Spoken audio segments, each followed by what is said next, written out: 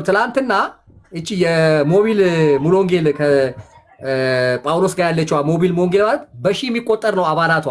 በሺ የሚቆጠር አባላት ያላት ትልቅ ቸርች ነች። እዛ ቸርች ላይ በአደባባይ ነው ፓስተሩ ወጥቶ በአደባባይ ነው የሲሳይን መታገድ ፐብሊሳይዝ ያደረገው ያወጀው በአደባባይ ነው። ሚስቱ ልጆቹ ባሉበት ቪዲዮ ምናምን እስኪ ያሳየን አለ ማስረጃ ያሳየን። ነገር ግን ብቁ ናቸው ብቁ አይደሉም ከላይሰንሱ ጋር የሚለውን ነገር ልንስማማ እንችላለን። ወሬትም መሸሽ የለባችሁም። ለማንኛውም ምንድነው እያልን ያለ ነው? ሲሳይን ልከንላችኋል። ከአኬ ጋር ይመለሳል። ከአኬ ጋር ይመለሳል። አኬ ማለት የተነቃነቀ ጥርስ ነው። አኬ ማለት የተነቃነቀ ጥርስ ነው።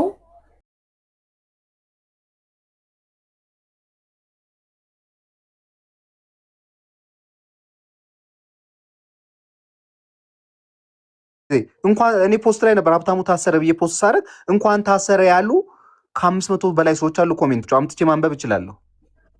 ገብቷል። እነዛ ሰዎች የነሱን ጥቅም ስለነካባቸው ሀብታሙ ታሰሩ ይላሉ፣ ታሰረ ይላሉ። ገብቷል። ሀብታሙ የታሰረ ጊዜ እኮ የሀብታሙን ፎቶ ከኋላ አድርገው እንዳሁኑ ሞብ ጀስቲስ የሚያደርጉ ሰዎች እኮ ነበሩ። እንደዛ ለምን አናስብም ነው እኔ አሁን እያልኩት። አሁን አይደለም ሀብታሙ ላይም እኔ ስጠየቅ እኔ ሀብታሙ ላይ ስጠየቅ ቀላል አፍልቷል እንኳን ታሰረ እያሉ እና ሀብታሙ ላይም እኔ ጥያቄ ነው የምጠይቀው። ገብቷል። ምንድነው ሀብታሙ የምትቃወሙበት ምክንያት ምንድነው ነው የምለው። ገብቷል። ትክክል ነው። በቃ እንደዚህ ነው። በቃ ኒና ጋርም ስገባ ኒና የሚሰርቡት አሉ። ቤቱ ብትገባ ኮሜንት ላይ ማለት ነው እኔ ጋር ብትገባ የአገርን የሚሰድበኝ አለ። በኢንቦክስ ባሳይ ማአት እንሰደባለን። እንደዚህ ማይሰራም ቤተክርስቲያን እንደዛ አይደለም የምትሰራው ነው። እኔ አሁን እንካ ወርሺፕ እሱ ምንድነው አሁን ለምሳሌ የታሰረ ሰሞን እኔ ፖስት ማዛረኩ አይቻለሁኝ። ስፔሻሊ የአንድ ማን ነው ነብይ ነኝ ባላ አንድ አለ ውሃ እየጠጣ ራሱን በራሱ ያስመልሳል። እንደገና ከምን እንደሆነ የሚናገረው ማቅም አሁን እንደዚህ አይነት ሰዎችን ተናግሮ እሱ ሀብታሙ የኔ ቸርች መንበር አባል ቢሆን አይደለም እንዲታሰር እንዲጠይቁት ማለት አልፈቅድም። ይሄ ቤዝድ የሆነ መሰረታዊ የወንጌል አስተምሮ ላይ የተቀመጠች ቸርች ከሆነች ሳሚ የተሳሳል አንተ የምትወደውን ፓስተር ሀብትሽ ሊነካ ይችላል ነገር ማለት ነው። እንደ እግዚአብሔር መርህ ላይ የምናወራ ከሆነ አሁን እነዛን ሰዎች እኮ አንተም አጋጣሚ ሆኖ ገጠመ ስለምትወደው እነዛን ሰዎች አንተም ጥያቄ ስላለ አንተ የምትወደውን ሰው ያብታሙ ቢነካ ጤነኛ ሰው አልነካማ እንዴ? አይደለም ነው ሀብታሙ ቆይ ጤናማ ሰው እያልኩ አይደለም። ምናልባት ይኸውልህ ሳሚ የሚያደንቀው ጤነኛ ሰው አልነካም። አንተ የምትወደውን ፓስተር ምናምን ትለዋለህ እንዴ? ሌባ ከሆነ ምንም ጥቅም አለ ያ ፓስተር ጉበኛ ወንበዴ ከሆነ ነው እንጂ ያጣላኝ ከስነ ምግባር ስራው ጋር ነው እንጂ። ይኸውልህ አንተ ሌባ መሆኑን አውቀህ ሳሚ ግን ሌባ መሆኑን ካላወቀ እኮ ለሳሚ ጤናማ ሰው ነው ያሶይ መጀመሪያችን እኔ እኮ ወርሺፕ ከእናንተ የምንለይበት ምክንያት ምንድን ነው? ልክ አሁን ሲሳይ ላይ እንዳየኸው፣ ደምረው ጋር እንዳየኸው፣ ተመስገን ጋር እንዳየኸው፣ ተሽቴ ጋር እንዳየኸው ፍሮም ዘስክራች ነው ገብቼ መረጃ መወስደው ግለሰቡንም የሚመለከተውንም ተቋም ታች ድረስ ገብቼ እኮ ነው የማወራው እኔ። ከዛ የነ ሳሚ ቸርች ከሆነ ይኸው እየነገርኩ እኮ ነው። በውስጥ መስመር አንተ ጋር አታውቅም እንዴ? አንተንም እኮ አወራሃለሁ አይደል? እናወራለን። እስቲ የገሌ ስልክ ላክልኝ፣ እስቲ ገሌን ኮንታክት ላድርገው ብዬ በውስጥ መስመር ሄጄ አናግሬ እውነት ከሆነ ብቻ ነው። እኔ እኮ አንተ ላለ ጥያቄ ነው። አይወለ ሽፍት አታርገው። እኔ ሳሚን እያልኩ ያለው እውነት አንጻራዊ ስለሆነ ለሰዎች ገብቷል። አሁን አንተ እውነት ነው ብለህ እዚህ ጋር እየተከራከርክ አንተን ደግሞ የሚጠላ የሆነ ግሩፕ አለ ስለነካህበት ሲሳይን እያልኩ ገብቷል። በቃ እንደዚህ በጭፍን መውደድ እንደዛ ስለ ሚዲያው ያ ስለሆነ ቤተክርስቲያን ግን መረጃ አቅርበለት ከሆነ ቤተክርስቲያን እኮ መረጃውን ሰብስባ ነው የምትቀጣው። የአሁኑ የሀፍትሽ ሀሳብ ገዢ ነው። አሁን የሄደበት ሀፍትሽ ቤታ ይባርክ። በዚህ ልክ ሆነ እኔም ብጠይቀኝ በስር ያሉትን ምዕመን ያሉትን አገልጋዮች ማንም በአቅራቢያ ከተማ ውስጥ ያለውበት አሁን ጀሞ አየር ጤና አለም ገና እዚህ አካባቢ በሙሉ በቅርብ መገናኛቸው ክርስቲያናቸው ባክግራውንዳቸው ለመስማት ለማወቅም በጣም በጣም እንትን ነው። እኔ ወደዚህኛው ማደግ አለብኝ ባይ ነኝ። ቤተክርስቲያን ፈጥና ወደ ሚዲያው ወጥታ ሀፍትሽ በሚሄድበት አካሄድ እንደነሱ አይነት ደግሞ 3-4 ይኖራሉ። እኛ እዚህ ላንቆይ እንችላለን። በዛ ልክ ግን ተጠንቶ እንደዚህ ዊርድ የሆነ በተለይ ወንጌል የሚያስነቅፍ አይነት ካራክተር ያለውን ሰው ይሄ ሚዲያው ወሳኝ ነው ብዬ አስባለሁ። በራሴ በግሌ ሀፍትሽ የታሰረበት ሰሞን ያው ህግም አላሰረ ብዬ አላምንም። የዛኔ አሁን ገንዘብ ማይሰራው ስራ የለም፣ እውቅና ማይሰራው ስራ የለም። መንግስት ይሆን ራሱ አንድ ለብቻቸው ፕሮፊት ተብሎ የተቀመጡትና ከዚያን ግን ነገሮችን ቀድመን ቤተክርስቲያን መሄድ ያለባት። አሁን አብዛኛው የእኛ አባቶች ቸርች መሪዎቻችን እንደኛ እንዲህ ሚዲያ የማይጠቀሙ ናቸው። ምናልባት አልፎ አልፎ ቢመለከቱ ቲክቶኩን ነው፣ እሱም ተቆራርጦ ሀሳቡ ያልደረሰበትን ነው። አንድ ቀን ደግሞ አፍትሽ የሚዘልፈውን አንድ የሆነ አገልጋይ ወይ ሲዘልፍ ወይ ሲመክር ወይ ሲገስ ቢያይ ይህ አገልጋይ ተሳዳቢ ብለው እነሱ የሚረዱበት አንደርስታንድ አለ። ግን ማጆሪቱ የሚያውቀው ነገር ነው፣ እውነታ አለ። ማጆሪቲ የሆነ ሰው አጠቃላይ ያለውን እውነታ አይሸሽገውም አይደብቀውም። እና በአፍትሽ አካሄድ ትክክል ነው። ያንተም ደግሞ ምልከታ የጭፍን ጥላቻና ጭፍን መውደድ ያለባቸው ሰዎች አሉ። እነሱንም እንኳን እኔ ተወሱን በቅርቡ አንድ እንትን ፖስት አድርጌ ነበር። ሳሚ ወይ አንድ ምስክርነት አለ። እንደውም የሀፍትሽን ሚዲያ የምወደው ነገር ማለት ነው።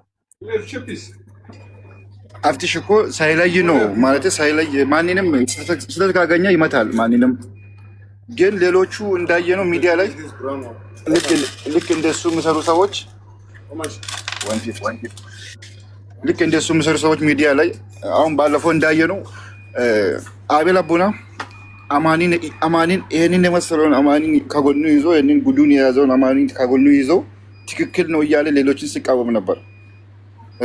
ደግሞ አቤል አቡና ደግሞ ያን ተሽጤ ባለፈው ያወረነውን ሰውዬ 6 ሚስት ያገባውን ሰውዬ ትክክል ነው ይሄ ፓስተር ነው እያለ ሌሎችን ግን በጅልማ እየመታ ያለ ሰው ነው። ግን ሀፍትሽ ጋር ስትመጣ እንኳን የቸርቹ ማን ነው ሽማግሌ ቢሆን ራሱ ካገኘ ስህተት ካገኘ ይናገራል ወጥቶ። ለምን አሁን አይሞትም? በቃ ማንንም ለማውራት ወደ ላይ አይልም። ማንንም ተሳግቶ አያወራም። ሀፍትሽ ብቻውን ሆኖ ግን ዝም ብሎ ይሄዳል። እየተጎዳም ቢሆንም ከሀፍትሽ የምወደው ነገር እንደዚህ አይነት ነገር ነው። ሀፍትሽ አንዱ ላይ እንትን ብሎ አንዱን እየመታ ያለ ሰው አይደለም። የምወደው ነገር ምንድነው? የሀፍትሽን እንን ነገር ነው ምንድነው? ሌሎቹ እኔም ቢሆን ማለት ነው አንድ ጎራ ይዤ ነው የማወራው። ባይዘው ሌሎች ጎራ ይዘው ነው የሚያወሩት። አንዱን ወዶ ከነስተቱ ወደው ሌላውን ከነስተቱ የማይቀበሉ ሰዎች ናቸው። ልክ እንደኔ አይነት ሰዎቹ ማለት ነው። ግን ሀፍትሽ ያው ትክክል የሆነ ስራ እየሰራ ስለሆነ ይህንን ነገር ይደግፋሉ። ባርከው እኔ እንደውም እንደዚህ መሬት የነከሰ አይነት ነገር ከሆነ በጣም እንዲደነቅ ሊበረታታ የሚገባ ነው። መሬት መንከስ ማለት ከኦንላይን ንግግር ባለፈ እኔም አሁን ሰብክ እኮ ላጠፋ እችላለሁ፣ ልስትም እችላለሁ። ግን ቋሚ የስተት መንገድ ያሉ ሰዎች አሉ። እንደዚህ መሬት የነከሰ መሬት የረገጠ አሁን ልክ እንደ ወንድማችን ይኸው ይሄ አሁን ከሙሉ ወንጌል እንደወጣው እንደሱ ተከታትሎ እዛ ድረስ መጥቶ ቼክ አድርጎ የፈለገ ቢለጥፍና የፈለገ ቢዘልፍ እኮ ሀፍትሽ የሚሰራው ስራ ጽድቅ ነው። ምናልባት ደግሞ አንዳንዶች እንደዚህ በጭፍን ጥላቻ እንደው ስም መጥቀስ አይጠበቅብኝም እንጂ ያሉ ሰዎች አሉ። ሰውየው ተሳሳተ ብለን ጥላቻ ካደረብን ለእኛ ራሱ መፍራት አለብን። አሁን ባለፈው ሀፍትሽም ለጥፎ ሲያወራ ነበር ስለ ዶክተር ደረጀ። ጥላቻው ወስዶት በቃ የሌለ የማይሆን እንትን ውስጥ ከተተው። ግን ለእውነት ቆመ። ሰው ሊደክም ይችላል። እንዲህ መሬት የረገጠ ደውለ ቼክ አድርገ ጠይቀ ከሆነ በእውነት ሀፍትሽ በዚህ ልትደነቅ ልትበረታታ፣ አጠቃላይ የሚዲያ ሰሞኑ ከአንተ ጎን መቆም አለበት የሚል አቋም ጭምር ነው ያለኝ በግሌ። መሬት የረገጠ ነዋ። አሁን እኮ እኛ አብዛኛዎቹን እኮ ስናያቸው እኮ ሌሎችን ሲቃወሙ ነበሩ። አሁን ግን ደግሞ እንደገና ከነሱ ጋር እንትን የሆኑት ከጥቅምና ከነሱ ጋር የሚገናኝ ነገር ስላልነበራቸው ነው እንጂ እኮ የእውነት ለወንጌል ቀንተው እንዳልሆነ እኮ አየን እኮ። አሁን እኮ የምናየው እኮ እንደሱ ነው። እንደ ወንጌል እውነት ያልሄደን ሁሉ የእውነት የእግዚአብሔር መንግስት ጉዳይና የቤተክርስቲያን ጉዳይ የሚገደው ሰው ከሆነ እንደ ጳውሎስ እኮ ጴጥሮስን ፊት ለፊት እንደ ወንጌል እውነት ባልሄደ ጊዜ ፊት ለፊት ተቃወምኩት ነው የሚለው። አሁን ሰዎች ከነሱ ጋር በጥቅም ከነሱ ጋር ሆቴል የሚገናኙ ከሆነ ችግር የለውም። እነሱ የሚሏቸውን የማይሰሙ ከሆነ ብቻ ነው የሚቃወሟቸው እንጂ ባለፈው ዘመናት እኮ የሐሰተኛ ነቢያት ናቸው ከነሱ ጋር ልናመልክ አንችልም፣ አንዳች ነገር ህብረት ልናደርግ አንችልም ሲሉ የነበሩ ሰዎች ዛሬ ከነሱ ጋራ ፎቶ ሲነሱ ከነሱ እጅ ስጦታ ሲቀበሉ አይተናል። አየ ግንኙ እንትኑ ተቃውሞ የጥቅም ነው እንጂ በፍጹም የወንጌል ጉዳይ ስለ ወንጌል ገዷቸው አይደለም። ወደዚህም የሚሄዱት ወደዛም የሚሄዱት ፈጽሞ ክርስቶስን አውቀውት ቢሆን ኖሮ እኮ እንዲህ አሁን ይሄ እንደዚህ ባላደረጉ ነበር። አሁን እኔ ሃይማኖትን አምነው ልክ ነው ብለው የሚሟገቱለት ሰዎች የወንጌል አማኙን ለማስመታት ቤተክርስቲያንን ለማስመታት በዚህ ርቀት የሚሄዱ ሰዎች እስቲ ሃይማኖትን አምጣና በመጽሐፍ ቅዱስ እስቲ መጽሐፍ ቅዱስ ኦርቶዶክስም ይሁን ካቶሊክም ይሁን የትኛውንም እንትን አምጣና አስገባና አሳየን እኮ መጽሐፍ ቅዱስ ውስጥ አሳየን እኮ ተቋሙን ብቻ አይደለም የሰዎቹን ስም እንኳን እስቲ መጽሐፍ ቅዱስ አስገባና አሳየኝ እስቲ አሁን ለሃይማኖት የምትከራከር ለተቋም የምትከራከር ሰው የወንጌል አማኝ ልክ እንዳልሆነ የምታወራና እንደ እግዚአብሔር ቃል ልትሞት ግተን የምትፈልግ ሰው እናግባ እስቲ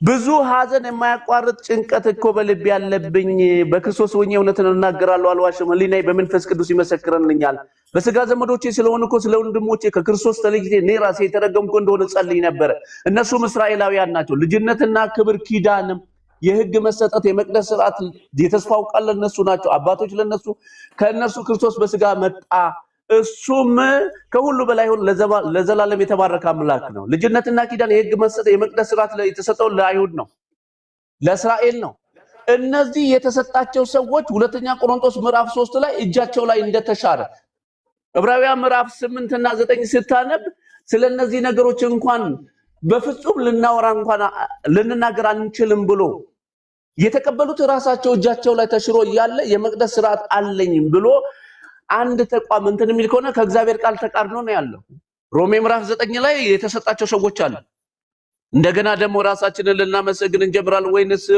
ከሌሎች የማመስገኛ መልእክት ከናንተ ያስፈልገን ይሆን ሰዎች ሁሉ የሚያውቁትና የሚያነቡ በልባችን የተጻፈ መልእክታችን እናንተ ናችሁ እናንተም በሕያው በእግዚአብሔር መንፈስ እንጂ በቀለም አይደለም ስጋ በሆነ ልብ ጽላት እንጂ በድንጋይ ጽላት ያልተጻፈ በእኛ የተገለገለ የክርስቶስ መልእክት እንደሆናችሁ የተገለጠ ነው በክርስቶስ በኩል እኮ እንዲህ ያለ እምነት አለ ብቃታችን ከእግዚአብሔር እንጂ ከኛ እንደው ልናስብ እንኳን የበቃን አይደለም እሱም ደግሞ በመንፈስ እንጂ በፊደል ለማይሆን ለአዲስ ኪዳን አገልጋዮች እንሆን ዘንድ አበቃን ፊደል ይገድላል መንፈስ ግን ሕይወትን ይሰጣል ማን ነው የፊደል ማን ነው የመቅደስ ሥርዓት አንድ ከአይሁድ ውጪ ለሆነ ለየትኛው ማህበረሰብ ማን የሰጠው ከየት አመጣኸው አንተ አንድ በምድር ላይ የእግዚአብሔር ቃል ኪዳን ታቦት ተብሎ የተሰጠ አንድ ነው በሙሴ በሲና ተራራ ላይ አንተ 44 አድርገህ ከየት አምጥተህ ሆኖ ዛሬ የወንጌል አማኝን የሚኮንን ልክ አይደላችሁም የ4000 የ3000 ዓመት ቤተክርስቲያን ከተመሰረተ ገና 2000 ዓመት ነው አንተ የ4000 ዓመት ታሪክ አለኝ ትላለህ ማን ሰጠ ከየት አመጣኸው ብለን እንጠይቃለን እኛ ደግሞ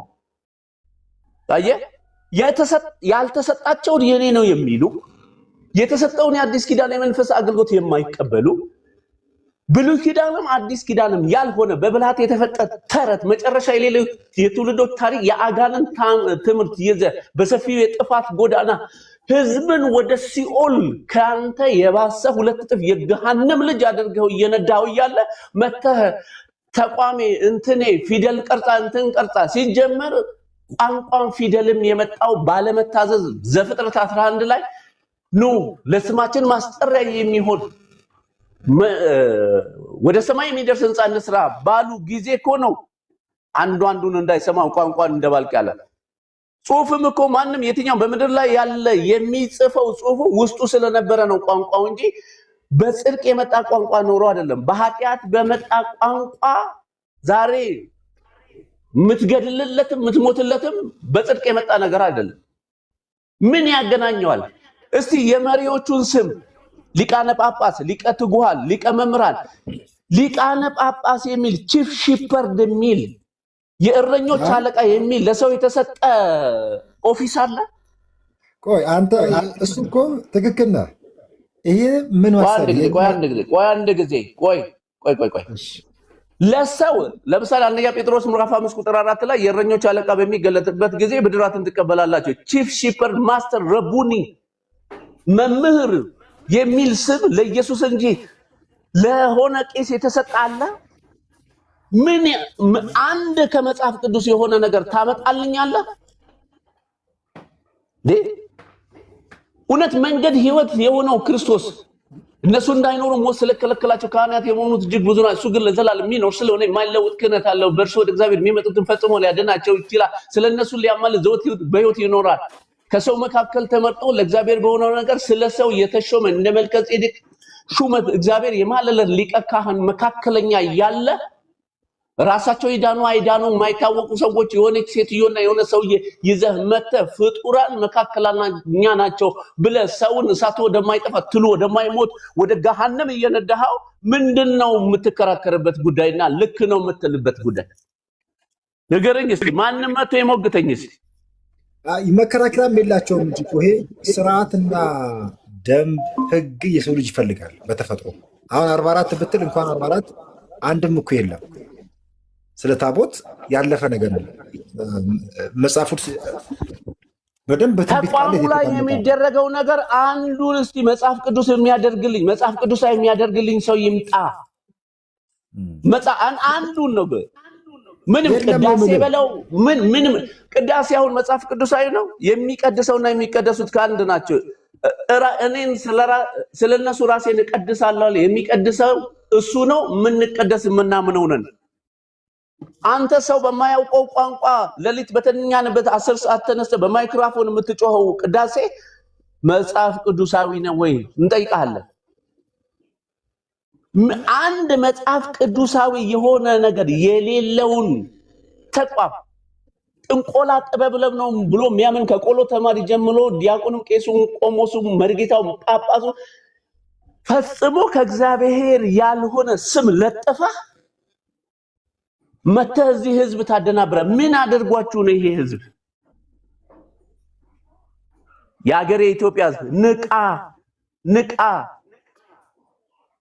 ከክርስቶስ ውጪ ለመዳን መንገድ የሚሆን አንዳች ነገር የለም ለሰው አንድ ጊዜ ነው ከዛ በኋላ ፍርድ ተመድቦበታል አላለቀ ከሱ ውጪ የምትነበት ምንም አይነት አሁን ሀብትሽ ቅድም ስለ ጥምቀት ሲያነሳ ነበረ ጥምቀት ሲጀመር የቀብር ቦታ ነው እንጂ የመወለጃ ጸጋ የመቀበያ ቦታም አይደል በጥምቀት ከሱ ጋር ተቀበል ነው አሮጌው ሰዋችን ከሱ ጋር እንደተሰቀለ እናውቃለን በመስቀል የሞተ በስሙ ንስሐና የኃጢአትን ስርየት ያልተቀበለ የእግዚአብሔር ቁጣ በሱ ላይ ይኖራል እንጂ ህይወትን ሊያይ አይችልም ስጋው እንዴ ጥምቀትም ያድናል ስጋው ደሙም ያድናል ቄዳር መጠመቅ ያድናል ሲጀመር መጀመሪያ የኃጢአትን ስርየት ያ በስሙ ንስሐና የኃጢአትን ስርየት ያላገኘ ደም ሳይፈስ ስርየት ስለሌለ እንዴ ደም ሳይፈስ ስርየት የለም ይያለ መጽሐፍ አንተ ውሃ ውስጥ መግባት የኃጢአት ያስተሰርያል የምትል ከሆነ ያጋንንት ትምህርት ነው አየ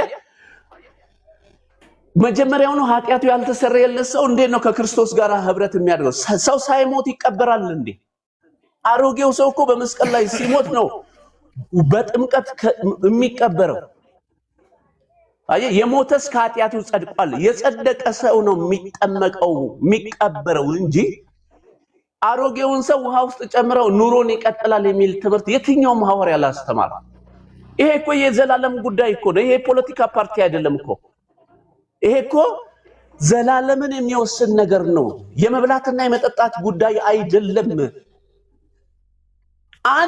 አንድ መጽሐፍ ቅዱሳዊ ያልሆነ ነገር መጽሐፍ ቅዱስ የሆነ ማስረጃ በሌለው ነገር ሲጀመር የጌታ ስጋና የጌታን ራት የሚበላ ሰው እኮ ኃጢአቱ የተሰረየለት የክርስቶስ ብልት የሆነ በቤተክርስቲያን አካል የሆነ ሰው ነው በበላችሁ ጊዜ ሞቱን ትናገራላችሁ ተብሎ እንደተጻፈ የእውነትን ወንጌል ተቀብሎ በተስፋ መንፈስ በመንፈስ ቅዱስ ያልታተመ ሰው ስጋና ደም ሊበላ አይችልም ሲጀመር የእግዚአብሔር ቁጣ በሱ ላይ ይኖራልኝ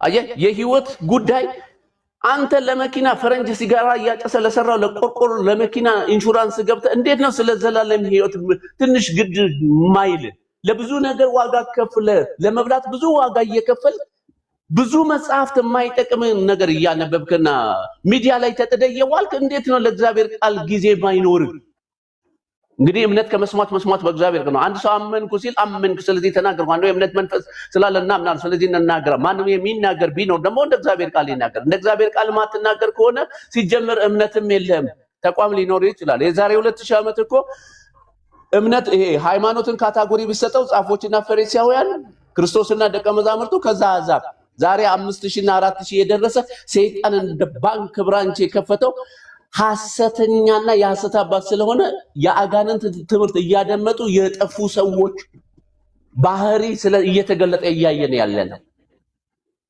አስቡ እንጂ ስለ ዘላለም ሕይወት አስቡ እንጂ ስለዚህ ወደዚህም ወደዛም መሄድ ዝም ብሎ ኖርማል ነገር የሚመስልህ ሃይማኖት ውሸት ነው። ህይወት የለበትም፣ ሞት ነው ያለበት። የጥፋት የሰፊው ጎዳና ውስጥ ነው ያለው። ና ወደ ጠበበው ደጅ ግባ፣ ጥቂቶች ወደሚገቡበት ግባ። ና ተመለስ ወደዚህ ከእግዚአብሔር ጸጋ። በጸጋ ተጀምሮ በስራ የሚቀጠል ምንም አይነት መዳን የለም። ሁሉ በጸጋ ነው የተጀመረው፣ የሚያልቀው በጸጋ ነው። ዓለማዊ ምኞት የሚያስክድ የእግዚአብሔር ጸጋ ነው። እንዴት መኖር እንዳለብን የሚያስተምር የእግዚአብሔር ጸጋ ነው። ሰዎችን ሁሉ የሚያድን የእግዚአብሔር ጸጋ ነው። መልካሙን ስራ በእኛ የጀመረው እስከ ፍጻሜ የሚያደርሰው እሱ ነው። በሚያስፈልግ ምህረት እንኳን እንድንቀበል በሚያስፈልገን ጊዜ የሚረዳን ጸጋ ለማግኘት ወደ ጸጋው ዙፋን በእምነት እንቅረብ ነው። ጻድቅ በእምነቱ በሕይወት ይኖራል።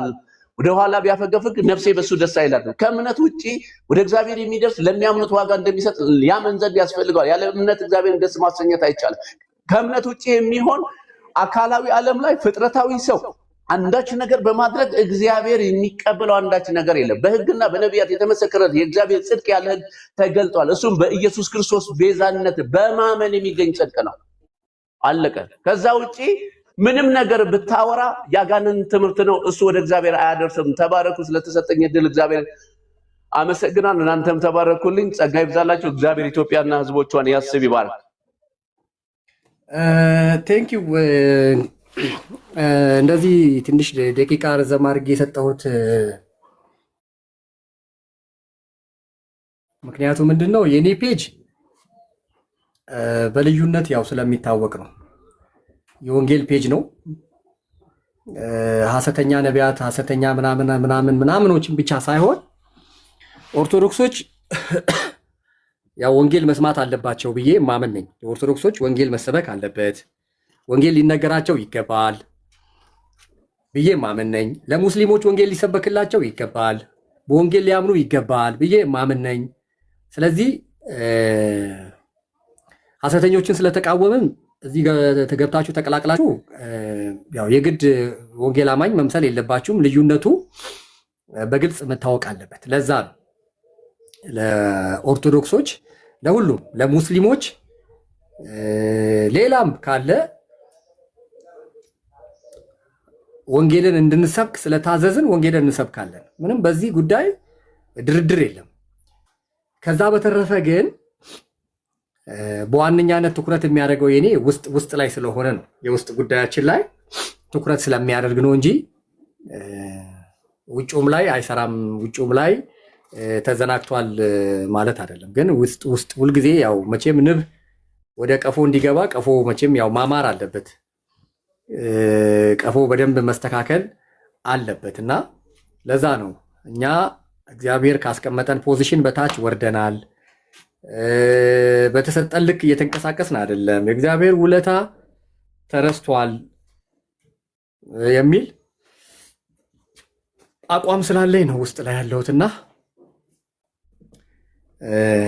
እንግዲህ ያው ዛሬ የተነሳ ነው ቶፒካችን ሲሳይ ነው።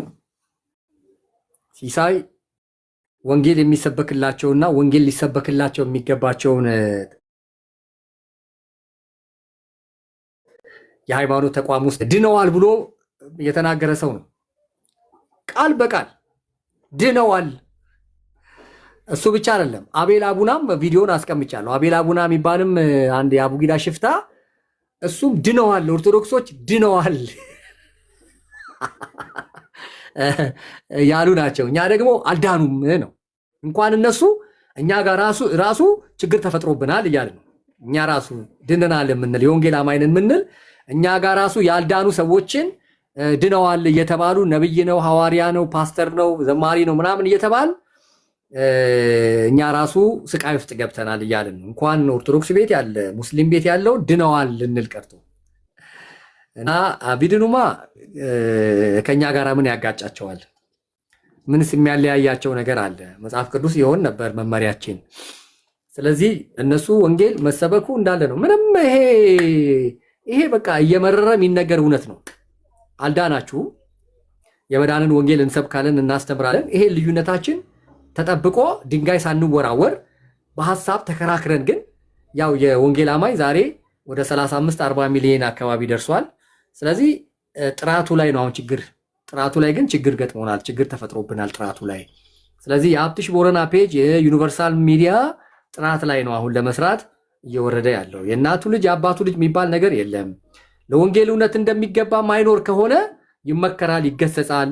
በዛ ደግሞ አመፅን በአመፅ ላይ ያደረገ የሚቀጥል ከሆነ ሌሎች በሱ መንገድ እንዳይሄዱ በአደባባይ ኤክስፖዝ ይደረጋል፣ ይገለጣል ነው ይገለጣል። እኔ አንዳንዴ ግርም ይለኛል። 3 ሲያገቡ ቅር ያላላቸው የሰው ሚስት ሲቀሙ፣ የሰው ባል ሲቀሙ፣ እንደገና ደግሞ እየወለዱ እንደ ፈንጅ ቀባሪ በየቦታው ሲቀብሩ ያልፈሩና ያልተጸጸቱ እግዚአብሔር ነገራቸውን ገላልጦ አምጥቶ አብትሽ ቦረና ጋር ሲደርሱ እንገላሃለን፣ እንቆርጣሃለን፣ እንፈልጣሃለን የሚባል ነገር አያስኬድም ነው አያስኬድም። እግዚአብሔር ኃጢአተኛን ሊያድን ልጁን ላከ እንጂ ኃጢአትን ሊያጸድቅ አይደለም። ምክንያቱም መጽሐፍ ቅዱስ ለኢየሱስ ሲናገር ኃጢአት ያላወቀውን ልጁን ስለኛ ኃጢአት አደረገው ነው የሚለው። ኢየሱስ ክርስቶስ በኃጢአት እንደማይከሰስ ራሱ ተናግሯል። የዚህ ዓለም ገዢ ሊመጣ ይችላል፣ ግን በእኔ ላይ ምክንያት የለውም ነው ያለው። there is no case። ስለዚህ ኢየሱስ ለኃጢአት የማይከሰስ ማንነት አሳይቶናል። በተለይ ደግሞ እንቅፋት የሚሆን የእግዚአብሔርን ፈቃድና ሐሳብ የሚጻረር ነገር ውስጥ አላየም። በስጋ ተፈትኖ ዋጋ ከፍሎ አለፈ እንጂ ዛሬ እንደነዚህ አይነት ወንበዴ ማፊያዎችን አገልጋዮቼ እያለ ሲጠራ አላየንም። ስለዚህ በዋነኛነት ትኩረቴ ውስጥ ላይ ቢሆንም ውጭ ላይ ደግሞ ወንጌልን መስበካችንን፣ ወንጌልን መናገራችንን፣ ወንጌልን ለፍጥረት ማድረሳችንን በቃ እሱም የኛ ሜጀር ሚሽናችን እንደሆነ እንድታውቁ ስለምንፈልግ ነው። ሳሚ የምትጨምረው አለ? ተባረክ። ስንጨምረ እኔም ማታ ፕሮግራም ስላለኝ ላነባለሁ። ምንድነው አሁን በጣም መሰረታዊ ነገር ተባረክ አፍትሽ። ይሄንን ዘሆል አፍታሙ ሲባል አፍትሽ ሲባል ሰዎች እንዲያውቁ የሚገባ አድርገን እንደውም ብሰራ እየተቻለ ነው። የመጀመሪያው በውስጥ ያሉትን ይሄ ሚዲያው ላይ የሚመጣውን እኔ ባይዞ ግን ሐሰተኛ ነብይ የሚለውን ሐሳብ ሳይሆን አብዛኛው የምቀበለው ምኑ ጋር መሰለ፣ ይሄ አደገኛ የሆነ ውንብድና የማጭበርበር እንጂ ሐሰተኛ ነብይ እኮ በጨለማው ዓለም በራሱ እኮ ብዙ ዋጋ ያስከፍላል። ብዙ ይሄ ጥንቆላ ቤት፣ ሟርት ቤት በደንብ አድርጎ መሄድ፣ በዛኛው መንፈስ ዓለም ውስጥ በደንብ አድርገው ኢንቮልቭ ማድረግ አለባቸው። ያ ካልሆነም እኮ አይገለጥም ከጥልቁም በራሱ እና እንደው ሴጣንም እኮ ሞኝ አይደለም ዝም ብሎ ተገላብጦ መጥቶ የሰውን እንትን የሚያደርገው። እነዚህ እውቅና ባለው መልኩ የአንተን ፕሮፋይል የሚያቅሰው ቤተሰብን፣ ትዳርህን፣ ልጆችን አጠቃላይ ፕሮፋይል ይዘው ነው የሚሰሩት። ይሄ ምንድነው? ውንብድናና ወንጀል ጭምር ነው። መንግስት ገብቶ ሀይ ቢል የተሻለ ነው። ሌላው ደግሞ ቀኝ እጅህ ሊሆን ይገባል ብዬ ማስበው እንደ አንድ የወንጌል አገልጋይ ይሄ የውጩን የወንጌል ስራ በቃ ሁለቱንም ጎን ጎን ይዘህ ከሄድክ የማትወርቅ የማትነቃነቅ እግዚአብሔርን ብትደክም እንኳን ሊደግፍ የሚችል አይነት ነው የሚሆነው። ወደ አንደኛው ከሆነ እንትን ነው የሚሆንብን። ሳናቀው ወደ ጥላቻ ገብተን ከህብረት እንጎላለን፣ ከቤተክርስቲያን እንጎላለን፣ ከወንድሞች ህብረት እንጎላለን። በዘፈቀደ ሊጠሉ የሚችሉ ሰዎች እንዳሉ ሆነው እውነትን ስትናገር አሁን ባለፈው አንድ ፖስት ያደረኩት ነገር ነበር።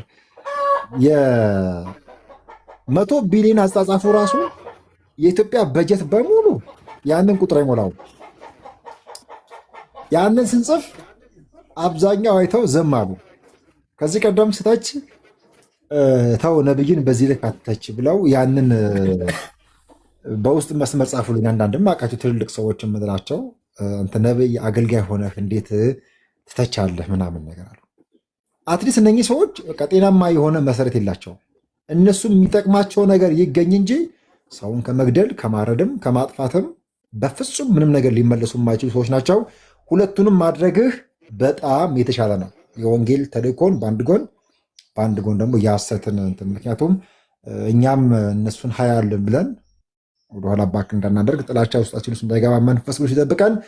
እወዳለሁ። ተባረክ፣ በርታ። እነዚህ ሁለቱን ግን መሰረት አድርገህ መንቀሳቀስ አሳማኝ ነው። ቅድም ደግሞ ያልከውን በተለይ መሰረት መሬት የረገጠ ነገር መስራት ደግሞ ከምንም በላይ ነገ ምንድን ነው የታለ ምናምን ሲባል ይኸው ብለህ ልታሳይ የምትችልበት መከላከያም ስለሆነ ወንድማችን እግዚአብሔር ይመልሰው ከሄድበት መስመር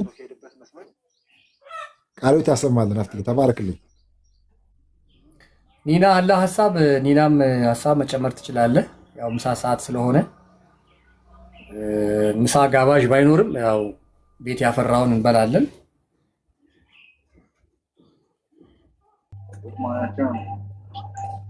እኔ ሀብትሽ አንድ ደቂቃ ልጠብቅ። እሺ አይ ጨርሼ እንግዲህ እየወጣሁ ነው። ሀብትሽ እግዚአብሔር ዘመን ባርክ፣ በርታ። ይሄ ነገር ዝም ብሎ ቀላል አይደለም። የሚያላግጡ ሰዎች፣ የሚያሹፉ ሰዎች ራሱ ከመስመር ራሱ ያወጣቸዋል፣ መንገዱ ራሱ ያወጣቸዋልና ሰው ስለሚበላው፣ ስለሚጠጣው፣ ስለሚሰራው፣ ስለራሱ፣ ስለ ቢዝነስ ወይ ሱቁን እንኳን ብትነካበት እኮ ምንድነው አሁን በሚሰራው ስራ ብትመጣበት አሁን መስሪያ ቤት የተቀጠረበት መስሪያ ቤት ያላግጣል፣ ያሾፋል እንዴ? በሰዓቱ ሄዶ ነው ገብቶ የሚፈርመው። ለምን? ደሞዙ እንዳይቋረጥ ማለት ነው። ለፍጥረታዊና ስለሚበላ ወደ ሆድ ገብቶ ወደ ዳሪ ስለሚጣል ነገር እንኳን መከራውን የሚያይ ሰው ስለ መንፈሳዊ ነገር ስለ ወንጌል መጥቶ ሲያላግጥና እንትን ሲል መቼም ልንታገሳቸውና ዝም ልንላቸው አይገባም። በርታ፣ እግዚአብሔር ደግሞ ጸጋ ያበዛልሃል። አሜን። ቴንኪዩ ስለነበረን ጊዜ እግዚአብሔር ያክብርልን። ማታ እንትኑን ይዤ ለመቅረብ ጥረት አደርጋለሁኝ። ደብዳቤዎቹን ይደርሰኛል ብዬ አስባለሁ። አሁን በስልክ ነው የተነገረኝ። ሙሉውን እንትኑን ነግረውኛል፣ የደብዳቤውን ይዘት። ማታ ደግሞ ወረቀቱን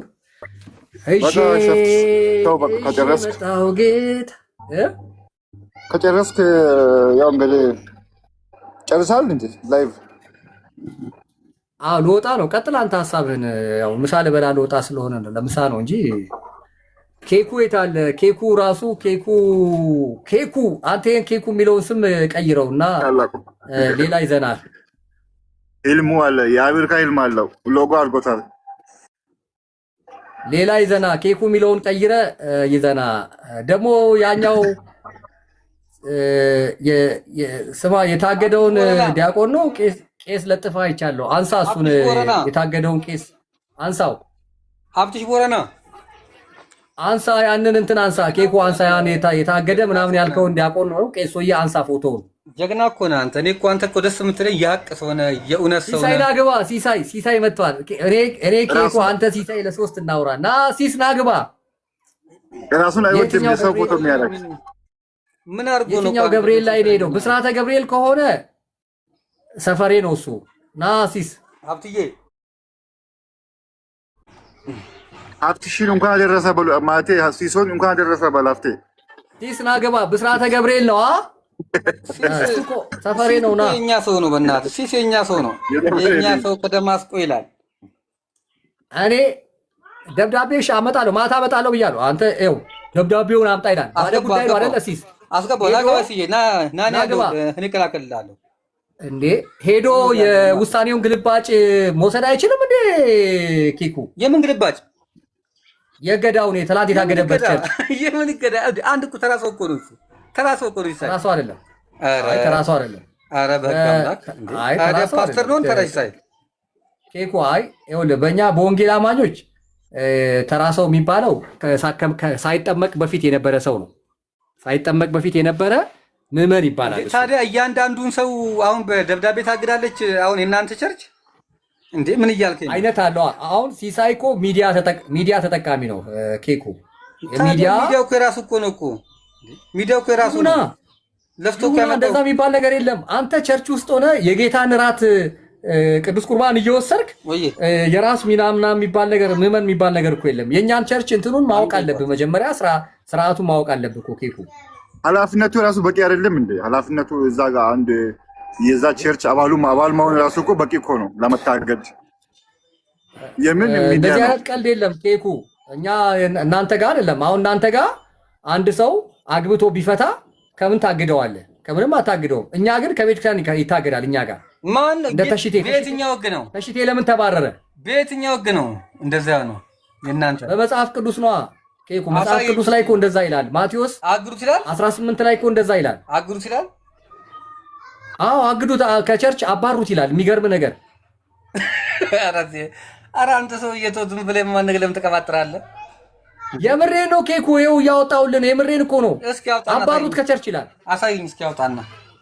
እሺ 18 ማቴዎስ 18 አውጣ። እኔ የለኝም አንድ ነው ያለኝ ስልክ ነኝ። አንተ ድሮስ ምን አለ? ድሮስ አንተ ድርሳናት አታነብ ምን አታነብ? እኔ ምንም ማውቀው ነገር የለም። ዝም ብዬ ነው እኔ ጌታን ብቻ ወርልድ ሂስትሪ ብቻ አውራ። አንተ ወርልድ ሂስትሪ አውራ ዝም ብለህ። እሱንም ራሱ አባቴ ስንት ነገር ዋጋ ከፍዬበት ነው ያወቅኩት። እሱንም ከፍለን ነው የምናውቀው። ከፍለን ትንሽ ሁሉን ማወቅማ እንዴት ይቻላል ብለህ ነው ወንድም አለሜ። ከእውቀትም ከፍለን እናውቃለን ነው ያለው ሐዋርያ ቅዱስ ጳውሎስ። ብርሃነ ዓለም በረከቱ ይደርብንና ይኸውልህ ምን ይላል መሰለህ ማቴዎስ 15 ላይ ማቴዎስ 15 ቁጥር 15 ላይ እንደዚህ ይላል፣ ወንድምህም ቢበድልህ ሄደህ አንተና እርሱ ብቻችሁን ሆናችሁ ውቀሰው። ቢሰማ ወንድምህን ገንዘብ አደረግከው፣ ባይሰማህ ግን በሁለት ወይም በሶስት ምስክር አፍ ነገር ሁሉ እንዲጸና ዳግመኛ አንድ ወይም ሁለት ከአንተ ጋር ውሰድ። እነርሱንም ባይሰማ ለቤተ ክርስቲያን ንገራት። እሺ ደግሞ ቤተ ክርስቲያንን ባይሰማ እንደ አረመኔና እንደ ቀራጪ ይሁንልህ። በጣም ከባድ ጥቅስ ነው። አንተ ይሄ ከባድ ጥቅስ ነው። ጠቅሰሃል። አሁን እኮ አንተ በቃ አሁን ጠቅሰህ በቃ ድክም ብለዋል። ለእግዚአብሔር ቃል ኪቤር ነው። እነ ኬኩ ጋር አግብቶ የፈታ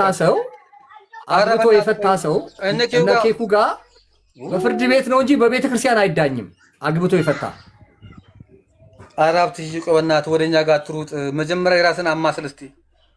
የራሱ አሮባት የእኛንማ እየተከራከርክ አይደል እንዴ? በሲሳይ ምክንያት እየተከራከርክ አይደል እንዴ? እኔ ለሲሳይ ልከራከር እንዴ? ሲሳይ ወንድሜ ነው፣ ወደዋለሁ እኮ እኔ። እሱ ነው እኮ እንጂ እኮ ጠላኝ። እኔ እኮ ወደዋለሁ። እሱማ ያሰድበኛል እኮ ቤቱ። የታል ደብዳቤው ይለኛል። ይኸውልህ ኬኩ የታል ደብዳቤው ይለኛል። ኬኩ ደግሞ በእናትህ ድርቅ አትበል። መጀመሪያ ስማኝ፣ እኔን እየሰማሁ አይደል? ስንቴ ነው የምሰማህ? ታገደ። መታገዱን ሰማና ጠዋት ላይ እኔ እኮ የምልህ አንተን ራሱ እኔ ችግር የለውም። ኬኩ መታገዱን ሰማ አመጣለሁ እኔ ምን ችግር እኔ ያውቅ ዛሬ ቀብዲቺ የጠዋቷ ቀብዲ ናት። ማታ ደብዳቤውን ለጥፋለሁ፣ ችግር የለውም። ሲሳይ ግን አውቋል፣ ሰምቷል። እንደታገደ ሰምቶ ጠዋት ላይ እኮ ለጠፈ። አይገርምም? እንትን እኮ አለ በሾርኔ ተናገረ እኮ እሱም ይሄን ቅድም ሲናገር ነበር። አይክድም። እኔ ግን እያልኩት ነው መታገዱን ኬኩ እንዴ። ኧረ በእናትህ አንተ ሰው ተው። መታገድ እኮ ዝም ብሎ እኮ አይታገድም። ሰው ስንት ፕሮሲጀር አለው እንዴ። ፕሮሲጀሩን አንተ ከኛ በላይ ታውቃለህ እንዴ? አንተ ምንድን ነው? አንተ ኦርቶዶክስ ነህ እንጂ አንተ ወንጌል አማኝ ነህ እንዴ? መታገዱን ነገርኩ። እኔ ራሴ ከዓመት በላይ ነበርኩበት እያልኩ እኮ ነው በፕሮሰሱ። በቃ የራሱን ቸርች ይክፈታ። በቃ ታዲያ ምን ችግር አለው?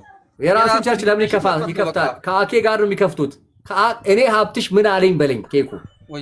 ከአኬ ጋር ካልወጡ እነሱ ከአኬ ጋር ካልወጡ ሀብትሽ ቦረናን በቃ አትመነው፣ አትመነኝ። ከአኬ ጋር ይወጣል። ሲሳይ ገንዘብ ያዥ ፓስተር ይሆናል። ገንዘብ ያዥ ፓስተር ይሆናል።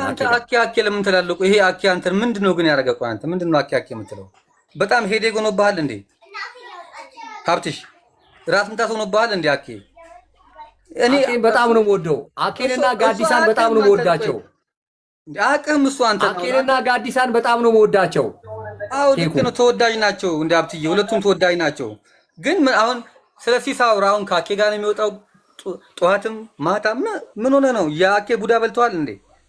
እንዴ እመቤቴን እኔ ራሴ ግርም እያልከኝ ነው። ማርያም በቅዱስ ሚካኤል ኧረ ተው በእናትህ አኬን ፍታው። ማርያም ስትምል ማርያምን ገብርኤል ለምን ትላለህ? እውነት ከሆነ እውነት በል፣ እውነት ከሆነ እውነት አይደለም በል ነው መጽሐፍ ቅዱስ። በማንም በምንም አትማሉ ይላል። ምንድን ነው ኬኩ? አንተ በማርያም በገብርኤል አትበል። እውነት ከሆነ እውነት፣ እውነት ካልሆነ እውነት አይደለም በል ነው በቃ። እሱ ልክ ነህ። በእኔ አፍ የምትጠራ አይደለችም ድንግል ማርያም። ትክክል ነህ፣ አስተካክላለሁ።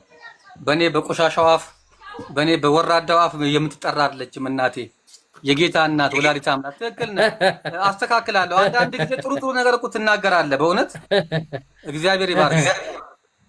አስተካክላለሁ። አሁን እኔ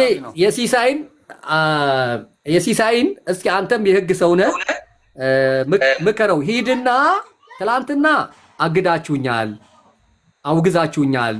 ስለዚህ የውግዘቱንና የእገዳውን የውሳኔውን ግልባጭ ስጡኝ። መብቱ ነው፣ ይሰጡታል። እኔ ደውልለታለሁ። እሱ ግቢ ይግባና እኔ ደውልለታለሁ ስጡት ብዬ ማለት ነው። እንደው ያረገ ማን ነው? ቆይ አንተ ራስህ እንዴት ነው የምታየው? እኔ እኮ የሚገርመኝ ነገር እኮ ለራስ የምሰጠው እኮ እኔ ፕሮቶኮል። እሺ የኛ ዋና ጸሐፊ እኔ እኮ ትገርመኛለህ። በቃ ጴንጤዎቹ ቆልለው ሰማይ ያወጡህ አሁን እንዴ ብለህ ትወርዳለህ። እኔ እኮ ለዚህ ነው ይሄ ስራዬ ነው ያወጣኝ። ዋጋ የከፈልኩበት ስራ የደከምኩበት የለፋሁት አንተ እንትናን አሁን ቢመጣ ኬኩ አንተ አሁን ኖህ ቢመጣ ምን ምናምን ልትለው ነው እንዴ? 120 ዓመት የደከመበትን መርከብ አንተ ሞራል አለህ እንዴ አሁን ኖህን ለመናገር? ኧረ እኔ ኖህን እንኳን ተውና አንተን በራሱ ለመናገር ራሱ ያፍራለሁ። በቃ ስለዚህ ታዲያ ምንድነው አንተ ላይ ምናምን የምትለው? የደከምኩበት የለፋሁበት እንደዚህ ምናምን ደውዬ ምናምን ነጭ ቅማል ሲበላኝ አንተ እኮ አንድ ብርጭቆ ውሃ እኮ አላቀበልከኝም እንዴ? አንተ ረፍ እንጂ ሀብትዬ። እኔ እኮ አሁን እኮ ያንተን መርከም ያንተን መቸገር ዋጋ መክፈል እኮ ዝቅ እያደረኩኝ አይደለም ያለሁት። ግን አሁን ምንድነው ምን ከዚህ በላይ አፈር ከድሜ እያስበላ አይደል እንዴ? ምን ከዚህ በላይ ምን ታደርገው እንዴ? አንደኛ ነገር ሲሳይ ለምን በዚህ ያክል ደረጃ ለምን ራስ ምታት ሆነብህ? ይሄን መልስልኝ። አንድ ሲሳይን በዚህ ያክል ደረጃ ወጥረ ለምን ያስከው? አንድ ይሄ ልጅ አሁን ያንተን ስም ጠርቶ አያውቅ፣ ሀብታሙ ብሎ አያውቅ። እኔ እንግዲህ ሲሳይ እኛ እንኳን ስንሰርበው ምንም ነገር የማይናገር በተደጋጋሚ ረግጦኛል። ኬኩ ፎቶዬን ለጥፎ ልክ እንደዚህ በተደጋጋሚ ጊዜ ረግጦኛል። ዓመት በፊት አያረገውም። ኧረ በስመ አብ ና ግባ በለው። ከዋሸው ና አሳይሃለሁ። እኔ ና ግባ በለው። ና ጥራው። ሲሳይ ና ግባ አላረክም ወይ? ፎቶውን ለጥፎ አንተን ከረገጠ እኔ በጣም ግርም ነው የምልህ። በጣም ግርም እውነት እኮ ነው የምልህ። እውነት ኬኩ እውነት ፎቶዬን ለጥፎ ሲሳይ ና ግባ። አንተ እንደዚህ ካረክ እኔ ራስ ሁለተኛ አንተን እዚሁ እንደ አንፎሎ ነው ማድረግ። ና ግባ። አይዋሽ ና ግባ አደረክና አርክ ያለው በለኝ ትገሰጻለህ። ትክክል አይደለም። እኔ ግን ሲሳይ እንኳን የሚናገሩትን እንኳን አይናገር። ሲሳይ እኔ ምን እንዳረገ ነው አንተን አሁን እኔ ግራ በቃ የቤት ስራ አደረከው ልጁ እንዴ? አዎ የቤት ስራችን ነው እንዴ? የቤት ስራችን ነው እንዴ? በቃ ና ሲግባ ሲስና ግባ አንድ ጊዜ ና ግባና አርጋል ወይ ምንድነው የገብርኤል እንትን ላይ ከነ ዮባ ጋር አሳየህን አለ ከነ ጋዲሳ ጋራ ተመሳሳይ ምን ልብስ መልበስ ለኢትዮጵያ ችግሯ እኮ ለካ ሊቀ መላኩ ነው። ሻማ አብሪ እስቲ። ሊቀ መላኩ ቅዱስ ገብርኤል ነው ዛሬ ጴንጤ ቃጠል። ሻማ አብሪ።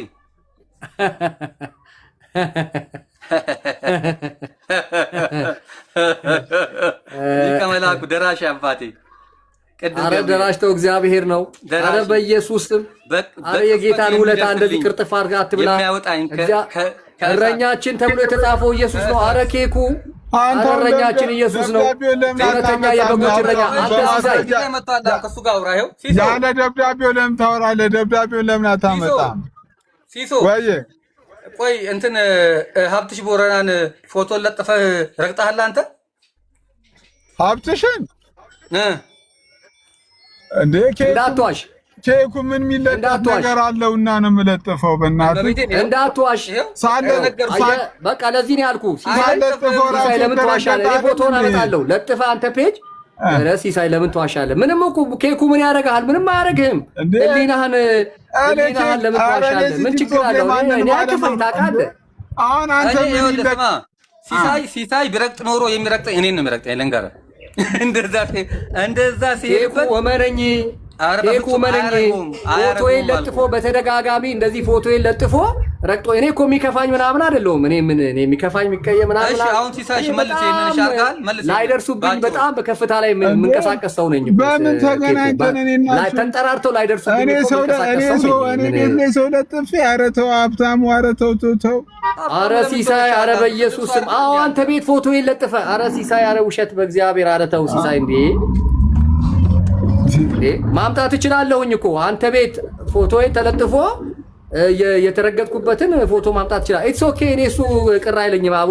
እኔ ከዛ ያለፈ ማንነት ነው ያለኝ። ነገር ግን ለምን ቸርች አትሄድም? ልደውልላቸው እኔ ደብዳቤውን አምጣ አንተ ደብዳቤውን አምጣ።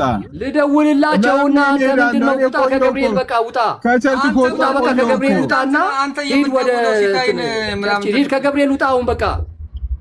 ደብዳቤውን አንተ ለምን አታመጣም? እኔ አንተ ባለ ጉዳይ እኔ አለጥፋለሁ እኮ ያንተን ደብዳቤው ለጥፋለሁ። ግን ለምን አንተ ሄደ የተወገዝኩበትና የታገድኩበትን የውሳኔ ግልባጭ ስጡኝ ለምን አትልም? ወረደ ሀብታሙ ነገር በደላላ ሆናል። በቃ አንተ ነገር በደላላ ሆናል። ይሄ አንተ ላይ ያለ መንፈስ አይ ኬኩ እንትኑን አሳያለሁ። ችግር የለውም። አይ ነው የገዳውን ደብዳቤ አይ ኬኩ የምሬ ነው። ፎቶውን እንትኑን ለጥፋለሁ፣ ደብዳቤውን ለጥፋለሁ። ችግር የለውም። እሱ ለመሰለ እኔ የደምረውም እንትን የለጠፍኩት እኔ ነኝ። የዩ ጩፋን የሐዋሳ ቃለ ሕይወትን ተው። በደብዳቤ ጉዳይ እኔ ከምታምነኝ በላይ ነኝ። ተው በሱ ጉዳይ ምንም ጥያቄ አይፍጠርብህ። እንትን አደርጋለሁ ለጥፋለሁኝ። ግዴታ ነዋ። ምን ያደርግልሃል? አሁን ይሄ ልጅ አሁን ከቤተ ክርስቲያን ወጣሽ። አሁን ወጥቶ አንተ የምታገኘው ነገር ምንድን ነው? ላይክ ለምሳሌ እዴ እሰይ ስለቴ ሰመረ የሚለውን መዝሙር ታዲያ የት ሄጄ ልዘምር ነው? ቅዱስ ሚካኤል ጭራሽ እንደውም ስለተሰመረ እንዲህ ታዲያሳ ሰው ከቤተ ክርስቲያን ስታወጣ እንደዚህ እያልክ ትዘምራለህ። ሰውን ማስተካከል አይሻልም? እሰይ ስለቴ ሰመረ ደላላው ሲሱ ተባረረ። እሰይ ስለቴ ሰመረ ደላላው ሲሳይ ተባረረ። እኔም ባገኘውና እያኬደ ሆንኩኝ። ይሄ አሁን ቅናት ነው። አሁን እየቀና ነው ያለው። አንተ በቃ ልንገርህ። አይ ሲሱ በዚህ እኮ መደሰት የለብህም አይደለም። ሲሱ በማሄዱ እኮ መደሰት ትክክል አይደለም። ትክክል አይደለም። ለመሰለ ግን ሄዶ ከአኬ ጋር አብሮ ይመጣል። ይሄድ ከአኬ ጋር አብሮ ይመጣል። አኬ ጋር ተመልሶ ይመጣል። ልኬዋለሁ። አንተ አንዳንድ ኬኩ አላየም? አንዳንድ ተመራማሪዎች የሆነ እንትን ነገር አስቀምጠው ምንድን ነው የሚባለው የሆነ ሳይንቲፊክ የሆነ መከታተያ ነገር አስቀምጠው ይለቋቸው የለ እንዴ? አናኮንዳ የሚባለው እኔ አማዞን ጫካ ወንዝ ውስጥ ያለውን ከባዱን እባብ ራሱ እኮ እንትን አድርገውበት ይለቁታል። ስለሱ ክትትል የሚያደርጉ ሳይንቲስቶች። ስለዚህ ሲሶ ደላላን ድሮም ተናግሬያለሁ። የአኬ ደላላ 4 ነበሩ። ይኸው በዚህ አጋጣሚ ልንገርህ ኬኩ፣ የአኬ ደላሎች 4 ነበሩ። አንደኛ ሲሳይ፣ ሁለተኛ ኑሃሚን፣ ያቺ እንትን የለችም ሰንደል ጡንቻ ኑሃሚን፣ ሶስተኛ ጆሲ ቀጭኑ ባለፈው የሴቶችን የወር አበባ ወክዬ ነው ምናምን የመጣሁት ያለው ቀይ ልብስ የለበሰ ባለፈው። ኧረ ተው አንተ ላይ አምርም። ኧረ እንደዚያ ነው ወሬ። ኧረ በኢየሱስ እኔ ነኝ እንዴ ያልኩት? ምንድን ነው የምታወራው አንተ እንዴ? እኔ ነኝ እንዴ ያልኩት? ኮንቴንት ምንድን ነው የቲክቶክ ኮንቴንት ክሬቲቭ ላይ ቀይ በቀይ ለብሶ አልታሰረም እንዴ? ባለፈው የሴት የወር አበባ የሴቶችን ወክ ምን አልታሰረም ባለፈው? ለምን ካተዋለሁ እኔ ስንት የሚታይ ነገር እያለ የወር አበባ ቀይ ምናምን ማየው እኔ እንዴ? አረ በስማ 4 የአኬ ደላሎች 4 ናቸው ብዬ ፎቶቸውን ለጥፌ ከዓመት በፊት ሰርቻለሁ። አራቱንም አሁን አራቱንም ቆይ አይደለም ቆይ ደላላ ማለት ምን ማለት ነው? አሁን እሱ ደላላ ሁኑልኝ ብሏል። እናንተ ሁኑልኝ ብሏል። በራሳቸው በጎ ፈቃድ አሁን አንተ ጋር እመጣለሁ። እሺ እኔ አሁን አንተ ጋር እመጣለሁ፣ ከአንተ ጋር ግባባለሁ። እኔ አሁን ያንተን ደላላ ነኝ ማለት ነው። ያንተ ኦርቶዶክስን ወክለህ ነው የምትመጣው እኔ ጋር። ፕሮቴስታንት ማርያም ለሰው ነው የምትመጣው። የምን ተወካይ? እዛው አባቴ እነዛ እኮ ይኸውልህ አኬ ሁኑልኝ ሳይላቸው ራሳቸውን የአኬ ደላላ አድርገው ጥያቄና መልሶች ላይ ብዙ አየናቸው። በቃ አሰናበት ናቸው። አራቱንም አሰናበት ናቸው። አንተ ፕሮቴስታንት ትወክላለህ? ለምሳሌ አሁን አንተ ሀብትሽ አሁን አንተ ከኔ ጋር ብትነጋገር ፕሮቴስታንትን ትወክላለህ አንተ? መልስልኝ እስኪ በኢየሱስ ስም። ማን ተወካይ አደረገህ አንተን? በየትኛው ደብዳቤ ተወከልክ አንተ? ደብዳቤ አለኝ። ዩኒቨርሳል ሚዲያ የሚባል ደብዳቤ አለኝ። ኬኩ እስኪ አሳይ እስኪ። ማን ነው ሲወከለህ? እኔ ለምሳሌ አሁን ማንም አልወከለኝም። አንተ ማንም አልወከለም። የለም እውቅና የለህም አንተ እውቅና የለህም። እውቅና ብቻ አይደለም ምንም ነገር የለኝም እያልኩ ነው። ምንም ነገር የለኝም። አንተ እኔ ግን እውቅና ስላለኝ ላይሰንስ ተሰጥቶኛል። አንተ የምን እውቅና ነው ያለህ? የወሬ ነው? የመናገር ነው? የማስተማር ነው? የአፖስትል ነው? እቅበተ የአፖሎጀክቲክ እቅበተ አየህ አይደለ ኬኮ፣ አየህ አይደለ? አንዳንዴ እኮ በቃ ይሄ ነው ችግር። አቅም የለህም ማለት ነው። ምንድን ነው እሱ? አሁን አንተ ያለ ሪኮግኒሽን ምንድን ነው? እኔ ለምሳሌ አሁን አንተ ማነህ አልከኝ። እኔ ምንም አይደለሁኝም፣ ማንም አይደለሁኝም። በቃ አንድ ተራ የቤተ ክርስቲያን ልጅ ነኝ። ግን ልጅነት ግን ልብ አድርግ ከሁሉም ነገር በላይ ነው። ልብ አድርግ ሀብታሙ፣ ዝቅ እንዳታረገው። ልጅነት ከምንም ነገር በላይ ልጅነት ነው። ልጅ ነኝ ያልኩክ።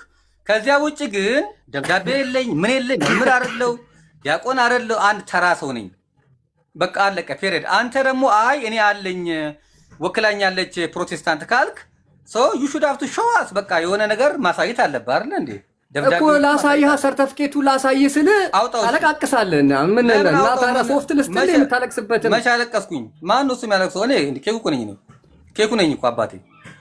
በግን ፍየል ብዬ መከራከር ምን ነካ? ውሻን በግ ብዬ መከራከር ሰው እኮ ነኝ። ምን እያልከኝ ነው ያለው? እኔ አንተ ጋር እኮ መጥቼ እኮ ዝቅ ምለው እኮ አንተ ትልቅ ሰው ነህ፣ ምራቅ ዋጣ አድርገሃል፣ መካሪ ነህ ብዬ ነው አንተን እንዴ። ምን ነካ? በሃይማኖት ጉዳይ አንተ ከኔ ጋራ ባላንስ አታደርግም እኮ። ምክንያቱም አንተ ካንተ ጋር ለምን ከማንም አይደለም ወይ አዳምጣ። እሺ ገና ነኝ እኔ። በታሪክ ጉዳይ ከፈለክ ና አሁን ከኔ ጋራ ሊነጋገር የሚችል ሰው ልክ እንደኔ በታሪክ ግጠመኝ ከፈለክ፣ በሂስቶሪካል ቴዎሎጂ ግጠም ከፈለክ ና ነው ግጠመኝ። ኮምፓራቲቭ ላይ ግን እኔ አልገባም። ኮምፓራቲቭ ማለት ዶግማ፣ ቀኖና፣ ይሄ ሚስጥረ ስላሴ፣ ሚስጥረ ስጋው። እኔ ደግሞ ግራጁዌት ያደረኩት በሱ ነው፣ በቢብሊካል ኤዱኬሽን ነው ግራጁዌት ያደረኩት። በቢብሊካል ኤዱኬሽን ደግሞ ማንም እኮ ከኔ ጋራ መጥቶ እንዲነጋገር ክፍት ነው። ለዚህ ደግሞ ላይሰንስ አለኝ እያልኩት ነው። ለዚህ ደግሞ ላይሰንስ አለኝ። አኬል ላጋጥም ግጠመው እሱን ወይ ደግሞ አኬ ጋር መጀመሪያችን ነው እንዴ? በቃ ስለዚህ እኔ ችግር የለውም አዘጋጅልሃለሁ፣ ግጠመው እሱን። ምን ችግር አለው? ግን አንተ አሁን ለምሳሌ እኔ አለኝ ሰርቲፊኬት አለኝ ካልክ ፕሮቴስታንትን ወክላለሁ ካልክ፣ ለምሳሌ እኔ አሁን አኬ የኛን ቤተክርስቲያን አይወክልም። አኬ ራሱ አንድ ሰው ነው፣ አንድ ግለሰብ ነው። ግንሳ ከኔ የተሻለ ነው፣ ወንድሜ ነው። ገብቷል? ቁጭ ብዬ እኔ ከሱ እግር ስር የምማረው ብዙ ነገር አለ። ያ ማለት ግን አኬ የኛን ቤተክርስቲያን ይወክላል ማለት አይደለም። እሱም ቢሆን እኔ ወክላታለሁ አላለም። ገብቷል? ፈለገስ አኬ አይችልም። አኬ አይችልም። ፈለገስ ወክላትም ቤተክርስቲያን ፈለገ ይችላል። የሚወክላት ፈለገ ይችላል። ቤተክርስቲያኒቱ ብቻ ነው የኛን ቤተክርስቲያን የሚወክለው። ልንገርህና ፈለገ ይችላል። ሂድና ጠይቅ። ፈለገ ይችላል። ለምን ቤተክርስቲያኒቷ ሾማው ላይሰንስ ሰርቲፊኬት ሰጥተዋለች። አንተ ምንም ቤት አይደለህም። አኬም ወደዛ ደረጃ አልደረሰም። ኖርማሊ በራሱ ዕውቀት ሊኖረው ይችላል። ነገር ግን ቤተክርስቲያኒቷ በእኔ ጉዳይ ላይ ለሚነሱ አስተምህሮች ዲፌንድ ማድረግ ይችላል ብላ ላይሰንስ ሰጥተዋለች። ተቀበል እንጂ ይሄንን ስማ ላብትዬ፣ እንደዛ ካለች አሁን ምናልባት እኔ አልሰማሁኝም። እሱን አሁን ከአንተ ነው እየሰማሁ ያለሁት። ካለች መልካም ይሁን፣ ግን አትልም። ቤተክርስቲያን እንደዛ የማትልበት ምክንያት እነግርሃለሁ። ለምን? እኔ ትምህርቷን ስለማቅ ማለት ነው። የቤተክርስቲያን ትምህርትን ስለማቅ ስላስተማረችኝ ትንሽም ቢሆን ተምሬያለሁ። እኔ የኛን ቤተክርስቲያን ሲጀመር ግለሰብ አይወክላትም። የኛ ቤተክርስቲያን ሲኖዳዊ ናት። የሚወክላት ቅዱስ ሲኖዶስ ብቻ ነው። በመላእክት ጉባኤዎቹ ልንገርህ፣ እኔ እንደዚህ አይነት ቀልድ የለም በእኛ ቤተክርስቲያን። ዝም ብሎ ማንም መጥቶ አጨማልቃለሁ ምናምን ጂኒ ምናምን የሚባል አንድ ሰው ብሮስኪ አንተን አልሰማህም። እኔ ኬኩ አንተን አልሰማህም። እኔ የምሰማው የቤተክርስቲያኒቱን ቀኖናና ዶግማ ነው የምሰማው። ቀኖናና ዶግማ ላይ አንድ ሰው ዲያቆን ነው ብላ ሰርተፊኬት ከሰጠችው ሹመት ከሰጠችው ይቀድሳል። ቤተክርስቲያኒቷ ወክሎ መቅረብ ይችላል። ማን እንደዛ ያለው ሰጥተዋለች። ሰማኝ። አሁን አንተ ስለማታቅ ነው። በቃ ይኸውልህ አሁን ይሄ የአምስተኛ ክፍል ዕውቀት ይባላል። አሁን የኛ ጋር አሁን አንተ የምትናገረው ንግግር ከአራተኛ ፈለገ ሲሆን ለምን ትሸሻለህ? ፈለገ ሲሆን ለምን ትሸሻለህ? እኔ እኮ ቢኒያም ሽታይን አላልኩም። ቢኒያም ሽታይን አላልኩም። ወይም ደግሞ ደምረውን አላልኩም። ወይም ደግሞ ፈለገ ሲሆን ለምን ትሸሻለህ? ፈለገ ቸርቿን ወክሎ የመቅረብ ሙሉ ስልጣን አለው። አንተ ለምን ፈለገ ሲሆን ለምን ያንገሸግሻል? አረ በእናትህ ልንገርህ፣ በእናትህ እንደዛ አይደለም። ይኸውልህ ሰው እኮ ያዳምጣል እኮ 200 ምናምን ሰው እኮ አለ። ይታዘበኛል እኮ ሰው። ይኸውልህ እዚህ ጋር ስንት ሰው አለ እኮ ሊቅ የሚያዳምጠን ከስር ቁጭ ብሎ የሚያዳምጥ ስንት ከኔና ከአንተ የሚሻል ሰው አለ መሰለህ። የእኛ ቤተክርስቲያን ዲያቆንነት ስትል የድቁነት ስልጣን ስትሰጥ መቀደስ ትችላለህ። ለዲያቆናት የሚሰጥ ስራ አለ፣ ተቆጥሮ ተሰፍሮ የሚሰጥ ያንን ትሰራለህ ነው እንጂ አንተ ሊቅ ነህ ተወና እንኳን እሱን 22 ዓመት ሊቅ ነህ አላልኩም። ሊቅ ነህ አላልኩም። ነገር ግን መጽሐፍ ቅዱሳት ሊቃውንትን ተምረው እንኳን ሊቃውንት እንኳን ተብለው የእኛን ቤተክርስቲያን አይወክሉም ነው የምልህ። ብራዘር ልንገርህ፣ ያስተምራሉ መምህራን ናቸው። ስለዚህ እሷ ቤተክርስቲያን አይደለችም። ማይወክሉ ከሆነ ቤተክርስቲያን አይደለችም። ግን አንተን አልሰማህም። አንተን አልሰማህም። እኔ አንድን ዲያቆን ወይም ደግሞ ቄስ ወይም ቆሞስ ወይም ፓትርያርክ አርጋ ስትሾመው ስለ ቤተ ክርስቲያኑ ከኬኩ ይልቅ ውክልና ያለው እሱ ነው። ሁለታችሁ ብትጋጩ ፖሊስ መጥቶ አንተን ነው የሚያባርር ከግቢ። እሱ ነው እውቅና የሚሰጠው። ይህንን ለምን አትቀበልም? ላስታርቅልህ እሱ ነው። እኔ ለምሳሌ ዲያቆን እያለ አልናገርም። ለምን? ከኔ ስለሚሻል። ዲያቆኑ ቄስ እያለ ቅስና ያለው እያለ አይናገርም፣ አይባርክም። ቄሱ ሊቀ ጳጳስ እያለ አይባርክም፣ አይናገርም። ይሄ ቤተክርስቲያን ያስቀመጠችው ሃይራርኪ ይባላል። ይኸውልህ ይሄ ቼን አንተ እንግሊዝኛ ነኝ እንጃ ብዙ ነው እንግሊዝኛ ሃይራርኪ የሚባል ነገር አለ። እንግሊዝኛ ኬኩ እንግሊዝኛ ከብዳለሁ እንዴ ምን ሆነ ነው? እሺ አይ ድንገት እንደው እኔ ካላወክ ብዬ ነውና ሃይራርኪ ይባላል። ይሄ አሁን ቼን ነው ገብቷል? ቼን ነው። ስለዚህ ድቁና፣ ቅስና፣ ጵስና ብለን እኛ የምናስቀምጠው ይሄ የቤተክርስቲያን ሃይራርኪካል ቼን ይባላል። እሱ ትክክል ነው። ሃይራርኪ ብቻ ነው ወይ ነው? ቆይ ኬኩ ሃይራርኪ ብቻ ነው ወይ? እውቀትን መሰረት አያደርግም? ከመምህር መምህር እኮ ይለያያል። የመጽሐፍት መምህር፣ የድጓ መምህር፣ የአቋቋም መምህር ብዙ አይነት መምህር አለ ገብቷል? መምህራን እንኳን ከመምህር መምህር እንኳን ይለያያል። ብሮስኪ ገብቷል? እኛ ቤተክርስቲያን ላይ እኛ እኮ ሚስጥር እኮ ነን። የኛ ቤተክርስቲያን እኮ ሚስጥር እኮ ነች እኮ አብትሽ ይወል አሁን አንተ እዚህ ጋር መጥተህ በቃ ፕሮቴስታንትን አውቀህ ሞታል። አሁን አንተ በቃ ድክም ብሏል። በቃ አውቀሃታል። እድሜ ልክህን ብትማር ማርያምን ነው የምልህ። እድሜ ልክህን ብትማር የኛ ቤተክርስቲያን ማወቅ አይቻልም። ልጥራቸው። ከዛ የወጡ መሪጌታዎችን አዋቂዎቹን ልጥራቸው። ምንም ሚስጥር የለም። ምን ሚስጥር አለ? ቤተ ክርስቲያን ውስጥ ምን ሚስጥር አለ? እስቲ አሳየኝ። ከሐዋርያቶች ትምህርቶች ውስጥ ሚስጥር ነው ብለው ደብቀው ወይም ገልጠው አንድ ጥቅስ አንድ ቦታ ኬኩ አንድ ቦታ አንተ ገና ሚስጥረ ስላሴን ራሱ መች ፈታህና ነው መቻወኩ ገና ምን አንድም ስላሴን ሚስጥር ነው አይለውም እኮ መጽሐፍ ቅዱስ እንዴ? ስላሴን ሚስጥር ይሄ የደብተራና የምናምን እንትን መሰለ እንዴ? የደብተራና የጥቆላ መጽሐፍ መሰለ እንዴ? መጽሐፍ ቅዱስ በብርሃን የተጻፈ በመንፈስ ቅዱስ አማካኝነት አንደርስታንድ የምታደርገው ነው እንዴ? ይሄ እኮ በደብተራና በጠንቋዮች የተጻፈ እኮ እንትን ድብቅ መጽሐፍ አይደለም። በመንፈስ ቅዱስ አማካኝነት የተደረሰ በመንፈስ ቅዱስ አማካኝነት አንደርስታንድ የምታደርገው ግልጽ። ከጨለመብህ ለአንተ ነው የሚጨልምብህ። ለምን? ዳግም ስላልተወለድክ። ምክንያቱም ዳግም መወለድ ወደ ብርሃን ስለሆነ የሚያመጣ። ይሄን አንተን ማለት አይደለም። ግን ምንድነው ሚስጥር አትበል። የለም መጽሐፍ ቅዱስ ሐዋርያቶች ሚስጥር ያሉት ነገር የለም። እስኪ የሚያስፈልጋቸው ነገር ሚስጥር ንገረኝ እስኪ። ሰማይና ምድር እየተፈጠረበት ሚስጥር ንገረኝ እስኪ። እንዴት ነው የተፈጠረው? ምንም ሚስጥር የለውም። በቃ ዘፍጥረት ምዕራፍ 1 ላይ አለ፣ ምዕራፍ 2 ላይ አለ። ገብተህ ማንበብ ነው። የምን ሚስጥር ነው? አንተ እንዴ እንትን የኦርቶዶክስ ቄስ የኦርቶዶክስ ፓትርያርክ የጻፈው መሰለ እንዴ? በቃ እንደዚህ ነው በቃ ያስተማሯችሁ እንዴ? የእናንተን ትምህርት ማየነው አይደል እንዴ? ኬኩ የእናንተ ጳጳሳትን ማየናቸው አይደል? ምንም እኮ ያው ከነ አቡነ ገብርኤል ጋራ ከነ አቡነ በርናባስ ጋር እንዴት እንደሚፋጁ አላየህም እንዴ? ምንም የተጻፈውን ነገር ማንበብ አቅቶ ምን ሚስጥር አድርገህ ታወሳስባለህ? የምን ሚስጥር ነው? የተጻፈው ካልተገለጠልህ አልዳንክም ማለት። አሁን እኮ ሰው ይታዘባል። ማርያም ነው ለኛ ወለ ቃል ማለት ክርስቶስ ሰው ሆኖ ሰውን ያዳነበት ሚስጥር ማለት ነው። ክርስቶስ ሰው ሆኖ ሰውን ያዳነበት ሚስጥር የሚባል ነገር የለም። እዛ የለመድክበት እዛ ነው። ወላጆቻችንን እኮ ያደነቆረው የዛ ቤት አስተምሮ ወላጆቻችንን እኮ ደንቆሮ ያደረጋቸው ሚስጥር ነው። ምንም ሚስጥር ነው አላሉ። ሚስጥር ከሆነብህ እኮ እያሉ እኮ ነው። አልዳንክም። ኬኩ ወረድክ። ይኸውላችሁ መጽሐፍ ቅዱስ ማይገለጥላችሁ ከሆነ መጽሐፍ ቅዱስ አንብባችሁ አንደርስታንድ ማታረጉት ከሆነ አልዳናችሁ ማለት ነው። ይሄ እኮ ነው በቃ ቀላሉ መገለጫው ይሄ ነው። አንድ ሰው መጽሐፍ ቅዱስን ይሄን መጽሐፍ ቅዱስ አንዴ ቆይ ይሄን ነገር ላንሳው መሰለኝ።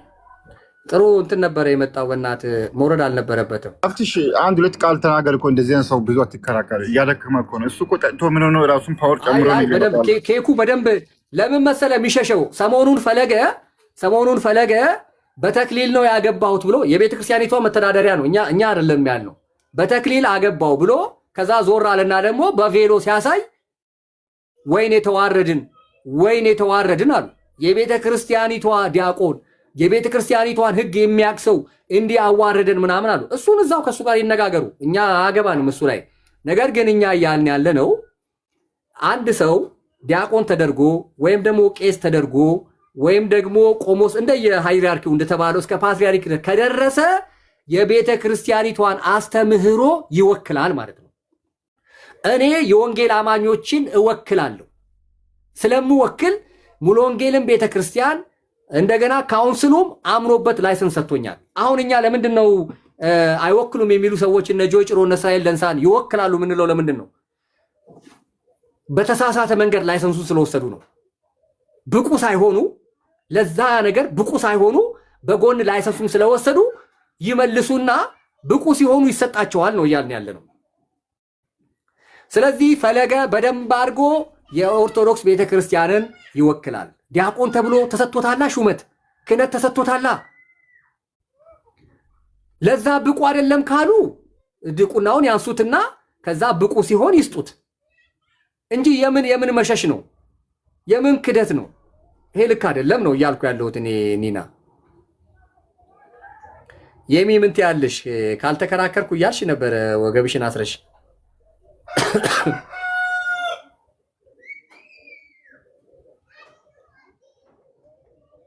የሚ አለሽ? ብቁ በመሆንና ባለመሆን መካከል አው ልዩነት አለ። ምንም ጥያቄ የለውም። እኔ እሱ ላይ ክርክር የለኝም። እኔ እስራኤል ደንሳ ከኔ እኩል ላይሰንስ አለው፣ ግን ከኔ እኩል እግዚአብሔርን ቃል ያስተምራል፣ እግዚአብሔርን ቃል አንደርስታንድ ያደርጋል ማለት አይደለም፣ ወይም ጆጭሮ ምናምን። ነገር ግን ከወንጌላውያን አብያተ ክርስቲያናት ላይሰንስ ወስዷል። ስለዚህ ላይሰንሱን የወሰደበት ብቃት ከላይሰንሱ ጋራ ስለማይመጥን ላይሰንሱን ይመልስና ብቁ ሲሆን ላይሰንሱ ይሰጠዋል ነው እያልን ያለን። ልክ እንደዚህ ሁሉ ኦርቶዶክስ ቤት ውስጥም ሃይራርኪ አለ። አዎ ፓትሪያርክ፣ ቆሞስ፣ ቄስ ምናምን ዲያቆን ምናምን የሚል ሃይራርኪ አለ። ያንን እንካ ተብሎ አንድ ሰው ላይሰንሱ ከተሰጠው ይወክላል። ለምን አይወክል? የምን መሸሽ ነው እንዴ? የምን መሸሽ ነው? ማን ነው የሚወክለው ታዲያ? እንዴ ማን ነው የሚወክለው? አቡነ በርናባስ አይወክልም? አቡነ ገብርኤል አይወክሉም? ቄስ ዲበኩሉ አይወክሉም? ይወክላሉ። የምን ነው የምትሸሹት? የጊዜ ጉዳይ ነው። ስለዚህ እዛ ተቀበሉትና እንትናን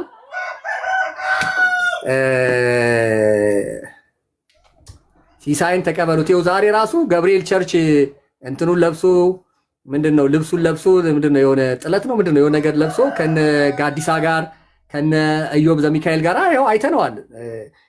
የትኛው ገብርኤል ጋር እንዳለ ደብሩን ነው መናገር ያፈረው እንጂ ኦልሬዲ ሄዷል። ግን ምንድነው ሄዶ ከሞቢል ሙሉ ወንጌል የታገደበትን የተወገዘበትን ደብዳቤ ጠይቆ የመውሰድ ግን መብት አለው። እኔ እስክለጥፍ ለምን ይጠብቃል? ባለ ጉዳይ ነው። ለምን ሄዶ ከዛ ሄዶ ለምን አይወስድም? ምን ችግር አለው? ትላንትና በጉባኤ ታገድኩ አይደለም? ትላንትና ተወገዝኩኝ አይደለም? አዎ እኮ በቃ የውሳኔውን ግልባጭ ስጡኝ ቢል ይሰጡታል። አልሰጥም ካሉት ደግሞ እኔ ጋር ይደውል እያልኩ ነው። እዛው ግቢ ውስጥ ሆኖ ይደውል፣ ፓስተሮቹም ጋር ሽማግሌዎቹም ጋር እኔ ደውልለታለሁ። በጉዳይ ውስጥ እኔም ስላለሁበት ማለት ነው። ዘግይቶም ቢሆን እንትና የታገደው ሲሳይ ዘግይቶ በጣም ከዓመት በላይ ዝም ብሎ ሲያሽሙኑሙኑ እሹሩሩ ሲሉት ቆይተዋል። ያ ትክክል አይደለም። ከዓመት በላይ ሽሩሩ እያሉት እንደ ሕፃን እያባበሉት መቆየት አልነበረባቸውም። ከደምሮ ጋራ ተከታትለው ነበር መታገድ የነበረባቸው። ከደምሮ ጋር ምንም ሽሩሩ ልምጥምጥ የለም። እኛ ጋር ትኖራለህ፣ እንደ ወንጌል ትኖራለህ። አይ ካልክ ቻው፣ ቀይ ካርድ ይሰጣል። እዚህ በእኛ ማሊያ ለኦርቶዶክስ እየተጫወትክ እያምታታ እያጭበረበርክ መቀጠል አትችልም። ኔቨር ኤቨር አትችሉም። የትም አትችሉም። ከደከምክ ከሚዲያ ውጣ። ደክም ያለው ብለህ ጸልይ፣ በቃ አለቅ። ከዛ ውጪ ግን እዚህ ጋር መጥተህ ብርቱ ነኝ ቅዱስ ነኝ እያልክ እየተጫወትክ የወንጌል አማኞች ላይ እየተዘባበትክ ለአዳዲሶች እንቅፋት መሰናክል እየሆንክ መቀጠል አትችልም። ይሄ በቃ የኛ መለያ ባህሪያችን ነው። አትችልም። በቃ ፕሮቴስት እናደርጋለን፣ እንቃወማለን። አዎ ሌላ ቦታ 2-3 አግብተህ የሚናገርህ የለም፣ የሚያወግዝህ የለም። የሰፈር ሽማግሌዎች ያሉ በቃ ካልተመቸችው ተፋታ፣ ተለያየ፣ ለልጆቹ ተቆራጭ አድርግ ምናምን። እኛ ጋር እንደሱ አይነት ነገር የለም። ትወገዛለህ። የሰው ሚስት ቀምተህ የሰው ባል ቀምተሽ እዛ ያገባሽ እየፈታሽ ጉቦ እየበላሽ። አሁን እኮ ቸርችን ያደከሟት እነዚህ ናቸው። መስሪያ ቤት ጉቦ ይበላል፣ እዚህ መጥቶ ለፓስተሩ ኪሱ ላይ ብር ይሸጉጡለታል፣ ወይም የሆነ ጫማ ወይም የሆነ ሸሚዝ ይገዛለታል። ከዛ ከፊት ለፊት ወንበር ያስቀምጠዋል። እነዚህ ቤተክርስቲያናት የተረገሙ ናቸው። እነዚህ ቤተክርስቲያን አይደሉም። የክርስቶስ ቤተክርስቲያን አይደሉም። የክርስቶስ ቤተክርስቲያን አይደሉም። እኛ ጋር አይቻልም፣ አባረናል። ና ሚኒሊክ ና፣ እኛ ጋር እናንተ ጋር ነው የሚቻለው። ሰው ይዘፍናል፣ ሰው ይሰክራል፣ ማን ያግደዋል? እኛ ጋር እናት ወልዳለች። ና እስቲ ናዝፈን እስቲ ውጣና እስቲ ና ውጣና አንድ ቸርች ውስጥ ጥምቀት ተጠምቀ የጌታ እራትን የምትወስድ ሰው ና ውጣና እስቲ የአማልማል አባተን ወይም ያረጋኝ ወራሽ ናዝፈን እዚህ ላይ አዛ ዘፋኝነ እዛ ትዘፍናለህ ወደ ምረት ላይ መጥተህ ትዘምራለህ ኬኩ አይተናል እና አማልማል አባተ ሲዘምሩ እኮ አይተናል እነ ጸጋዬ እሸቱ እኮ ሲዘምሩ አይተናል አይደል እንዴ ቀጥሎት ይመጣሉ እና አስቴር አወቀ ምናምን ይመጣሉ ሌሎች ምን አረጋኝ ወራ እኛ ጋር እንደሱ አይነት ነገር አይሰራም ዲሽታጊናን ታራኛ ተቃወም ነው አይደል ዲሽታጊና እኮ ዋንጫ ሊሸልም ነው የመጣው ሊዘፍን ሳይሆን ለዩ ጩፋ ዋንጫ ሊሰጠው ነው የመጣው ያም ቢሆን ትክክል አይደለም ነው እያልን ያለ ነው እንጂ እዩ ጩፋ መድረክ ላይ መጥቶ ዲሽታጊና አልዘፈንም ስለዚህ ምንድነው እኛ እያልን ያለ ነው እናንተ ጋር ሐላል ነው ይሄ እንዴ ለምንድን ነው ሰሞኑን ቤቴዲ አፍሮን ዘፈን መዝሙር ነው አላላችሁም እንዴ እኛ እኮ ደረጀን ተቃወም ነው እናንተ ግን ጳጳሶቻችሁ ቄሶቻችሁ ዲያቆኖቻችሁ 30 ሚሊዮን ህዝባችሁ እኮ ዘፈን ነው አለ ኬኩ ራሱ ከፍቶ ሲሰማ ነበር ኬኩ ራሱ ስለዚህ ኬኩ ራሱ ዘፈንካ ዘፈኑ እስኪለቀቅ ተጓጉቶ ቪዲዮ እየሰራ ነበር ጭራሽ ዘፈኑ እስኪለቀቅ ምን ብለህ ነው አንተ አሁን ፈለገን እንትን ሱፍ ለበሰ ተክሊል ለበሰ ብለህ እግዚአብሔርን ኬኩ አፍህን ዝጋ ኬኩ አንተ ራስህ ብለሃል ደክም ያለው ከዚህ በኋላ ስለ ቤተክርስቲያን ቀናኢ ሆኜ አልከራከርም ብለሃል ላሽ በል በቃ እንትኖችን ወደ እኔ ገልብጣቸው ፎሎወሮችን አስኬ ደንዳሾ የአርሰናል ደጋፊ ነው ምርጢት ከኛ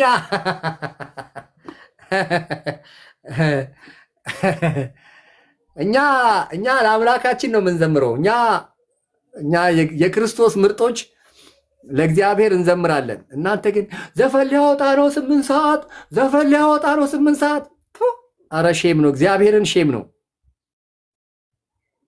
ኬኩ እግዚአብሔርን ሼም ነው ዘፈን ሊያወጣ ነው 8 ሰዓት ዳስጣል ሄድና ታዲያ እዛ ከፈለክ ጣላኛ ምን አገባል ሄድና እዛ እንትና ግቢ የሆነ ደብር ላይ ሄደ ዳስን ጣል እንዴ ሰው ለዘፈን እንደዚህ በጉጉት በናፍቆት እንዴ ዘፈን ምን ጠቀመ ዘፈን እኮ ህዝቡን ሰካራም ነው ያደረገው ዱርዬ ነው ያደረገው ቦዘኔ ነው ያደረገው አርቲስቶቹ ናቸው የበለጸጉት አርቲስቶቹ ናቸው ባለሀብት የሆኑት እንዴ ኬኩ አንተም ይሄን ካልክ በቃ ይሄን መጽሐፍ ካልክ ወይኔ ኬኩ ይሄንን መጽሐፍ ካልክ በቃ ኬኩ ከዚህ መጽሐፍ ጋር ተለያየ ከህይወት ቃል ጋር ተለያየ በቃ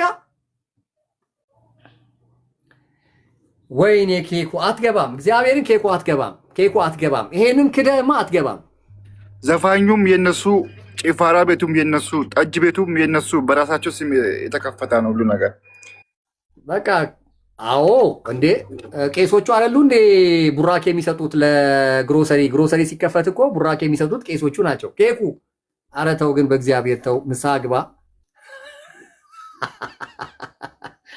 ጊፍት ሄድ እባክህ ቾኮሌት ለልጆች ስጣቸው ለኔ ቾኮሌት ምን ያደርግልኛል ለልጆች ስጣቸው ለኬክ ለእንትኑ ለኔ ሌላ ነገር ስጠኝ ለኔ ቾኮሌቱን ለልጆች ስጣቸው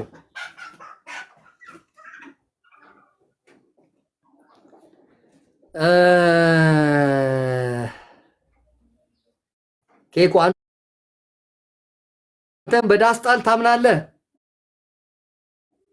ኑ ተሰብሰቡና ዳስጣላችሁ አልቅሱ በሚለው ታምናለህ ይጂ አንቺ እኔ የሚኔ ኬክ እንትና አትስጭኝ እኔ ቸኮሌት ትሽ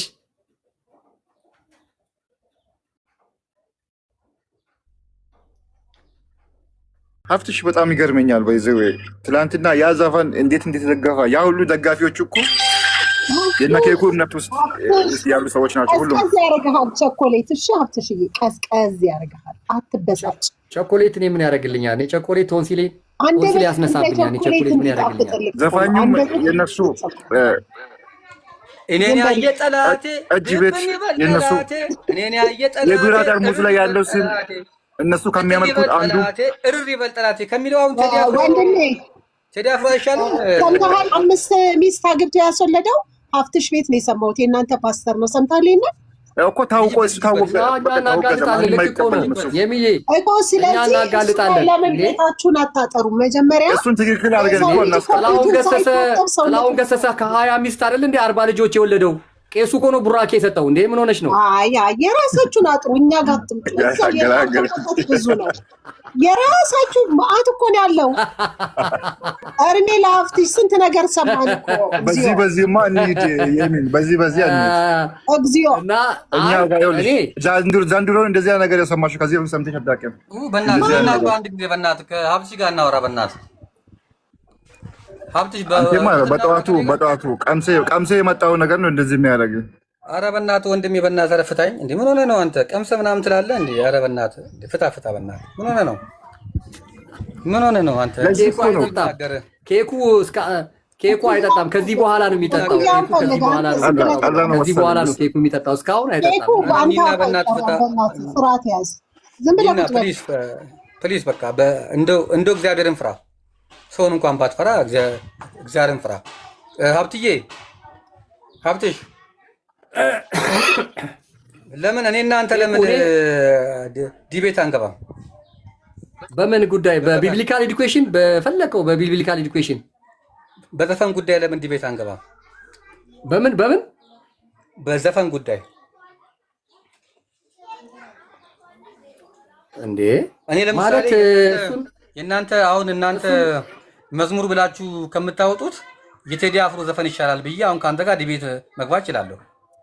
ይሄ እኮ ዲቤት አይደለም፣ ክህደት ነው እኮ ኬኩ። ይሄ ዲቤት ሳይሆን ክህደት ነው እንጂ ከክህደት ጋር መስፈርቱን እንየው። የቴዲ አፍሮ ለምሳሌ ኢትዮጵያ ብሎ ቢዘፍን ስለ ኢትዮጵያ ቢዘፍን ኃጢአት ነው ወይ? እሱን ታመጣዋለህ። እኔ ደግሞ የእናንተ መዝሙሮች ነውረኛ የሆኑ መዝሙሮቻችሁን ደግሞ ላውጣለህ አንድ ለሶስት ብዬ ማለት ነው። እሺ ችግር የለውም። እኔ መጀመሪያ ግን መስማማት ያለብን በእውቀት ነው። ቴዲ አፍሮ ራሱ ቴዲ አፍሮ ዘማሪ ነኝ ብለዋል ወይ ነው።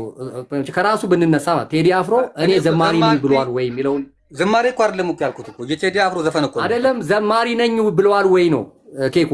ቴዲ አፍሮ እኔ ዘማሪ ነኝ ብለዋል ወይ የሚለውን ማስረጃ ከራሱ ዘማሪ ነው እኔ መቻልኩኝ እኔ መቻልኩኝ እሱም መቻለ እኔም እኮ ስለዚህ አታው ለምን ታወራኛለህ ታዲያ? ዘማሪ ነኝ ካለ ማውራት የለብም። ዘማሪ ነኝ ስላሉት ነው ማውራት ያለብን እኮ። እናንተ ጋር ዘማሪ ነኝ ብለው ግን ዘማዊ ያሉ እኮ ነው የምልህ እኮ። ዘማሪ ነኝ በሚለውና አንተ ቴዲ አፍሮ ምናምን ትላለህ እንዴ? ቴዲ አፍሮ ዘማሪ ነኝ ካላለ በቃ ዘፋኝ ነው። ስለ ዘፋኝ አናወራ። በቃ አሁን ከእናንተ ከአንዳንዶች መዝሙሮቻችሁ ይሻላል እሱ። ይሄንን እኮ ደረጀም እኮ ተናገረ እኮ። ምንም አንተ እኮ ለምን ትክዳለህ? አንተ ከደረጀ በልጣለሁ እያልክ ነው? አዎ ደረጀ እኮ ጌታን ትቷል። ኧረ ደረጀ እኮ ጌታን ትቷል። እኔ ደግሞ በጌታ ነኝ። ኧረ ሰው ይስቅብሃል በእናትህ። እንዴ ሀብቴ እንዴ ምን ሆነህ ነው እንዴ? ኬኩ ሰው ይስቅብሃል። ኬኩ ይኸውልህ አንድ ጥቅስ በእኔና በደረጀ መካከል ያለውን የገላትያ ማነጻጸሪያ ይሆናል እና ገላትያ ምዕራፍ 6 ቁጥር 1 ላይ የምትናገረዋል በእኔና በደረጀ መካከል በእኔና በማን ልበልህ በተሽቴ መካከል ምናምን ብቻ እንደዚህ ባሉ ሰዎች መካከል ያለችዋን ልዩነት በቃ እንደው ምላስ ላይ በቃ ተነቅሰዋል። ምን ይላል መሰለህ? ደምረውም ይገባል። ምን ይላል መሰለህ? የገላትያ ምዕራፍ 6 ያው የመጽሐፍ ቅዱስ አማኞች ስለሆንን ማለት ነው። ወንድሞች ሆይ ሰው በማናቸውም በደል ቢገኝ በደልስ እንኳን ቢገኝ መንፈሳውያን የሆናችሁ እናንተ በየዋህነት መንፈስ አቅኑት። በቃ አውቀዋለሁ እኮ ይሄ ነው ለኔ ለኦርቶዶክሱ ልነግረኝ ነው እንዴ? እኔ እኮ ኦርቶዶክስ ነኝ ብራዘር። ጠዋትና ማታ ታንብኩ ምኖር እኮ ሰው እኮ ነኝ እኔ አይደለም ደምረው ብሎክ ውስጥ የከተትኩ እኔ አይደለሁም።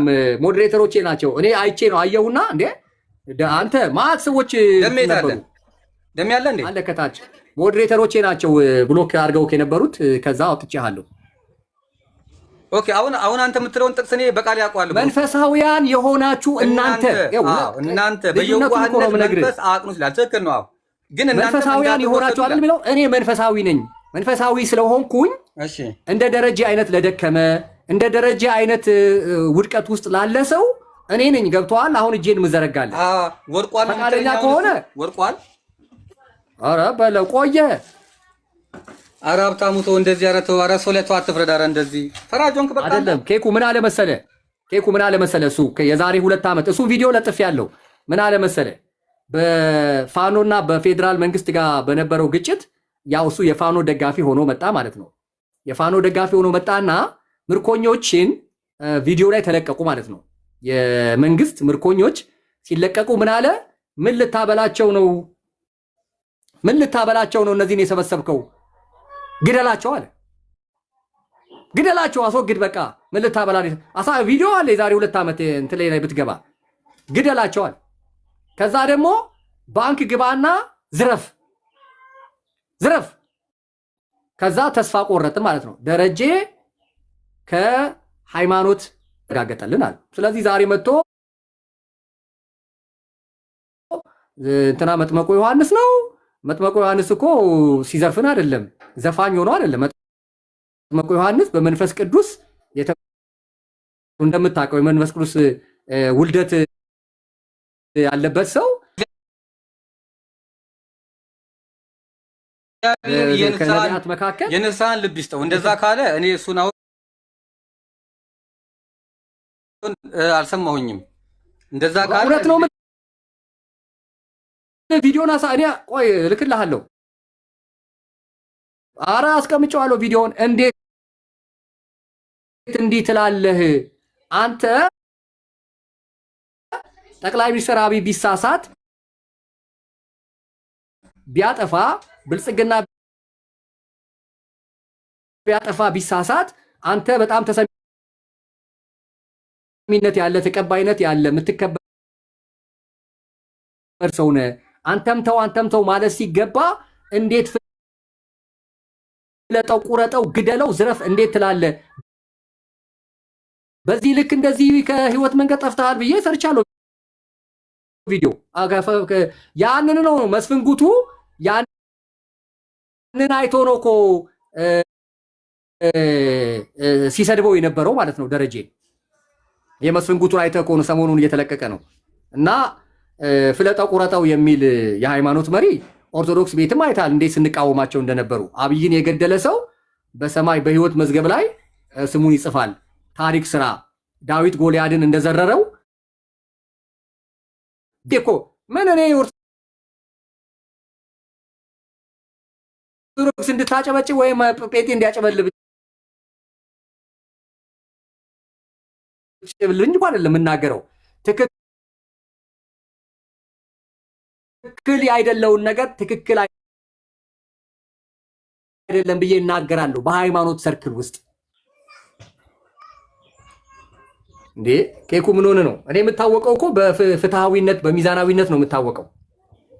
ባለፈው እንትና እፎይ መገደል አለበት፣ እፎይ ላይ እርምጃ መውሰድ አለበት እያለ ኡስታዝ አቡበከር ሲናገር እኮ የሙስሊሞችን አምጥቼ ያስቀመጥኩት እኮ እኔ ነኝ። እነዚህንስ ምን ልትላቸው ነው ኡስታዝ አቡበከር? ለምን ሚዛናዊ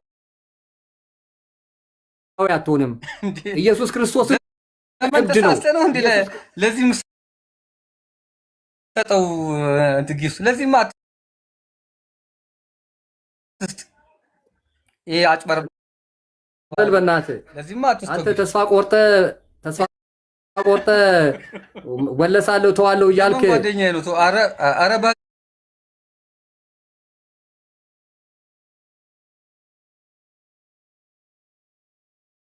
አምላክ እኔ ወዴትም አልመለስም። እኔ ለምንድን ነው ማለት አንተ እኮ ነው ያልከው። አንተ ነው ያልከው እኮ ያላቅምህ ገብተህ ነው እንዴ የምትከራከረው? ከነፈለገ ጋር ከነ ባሮክ ጋር ዝም ብለህ ያላቅምህ ነው እንዴ የምትከራከረው? ኬኩ እነሱ እኮ ብዙ እኮ ደጋፊ አላቸው። እኔ እኮ ምን ደጋፊ? እኔ እኮ ለእውነት እኮ ነው ቆምኩት። ለእውነት ኬኩ የወንጌል አማኝ አይደለህም አንተ። እልም ያል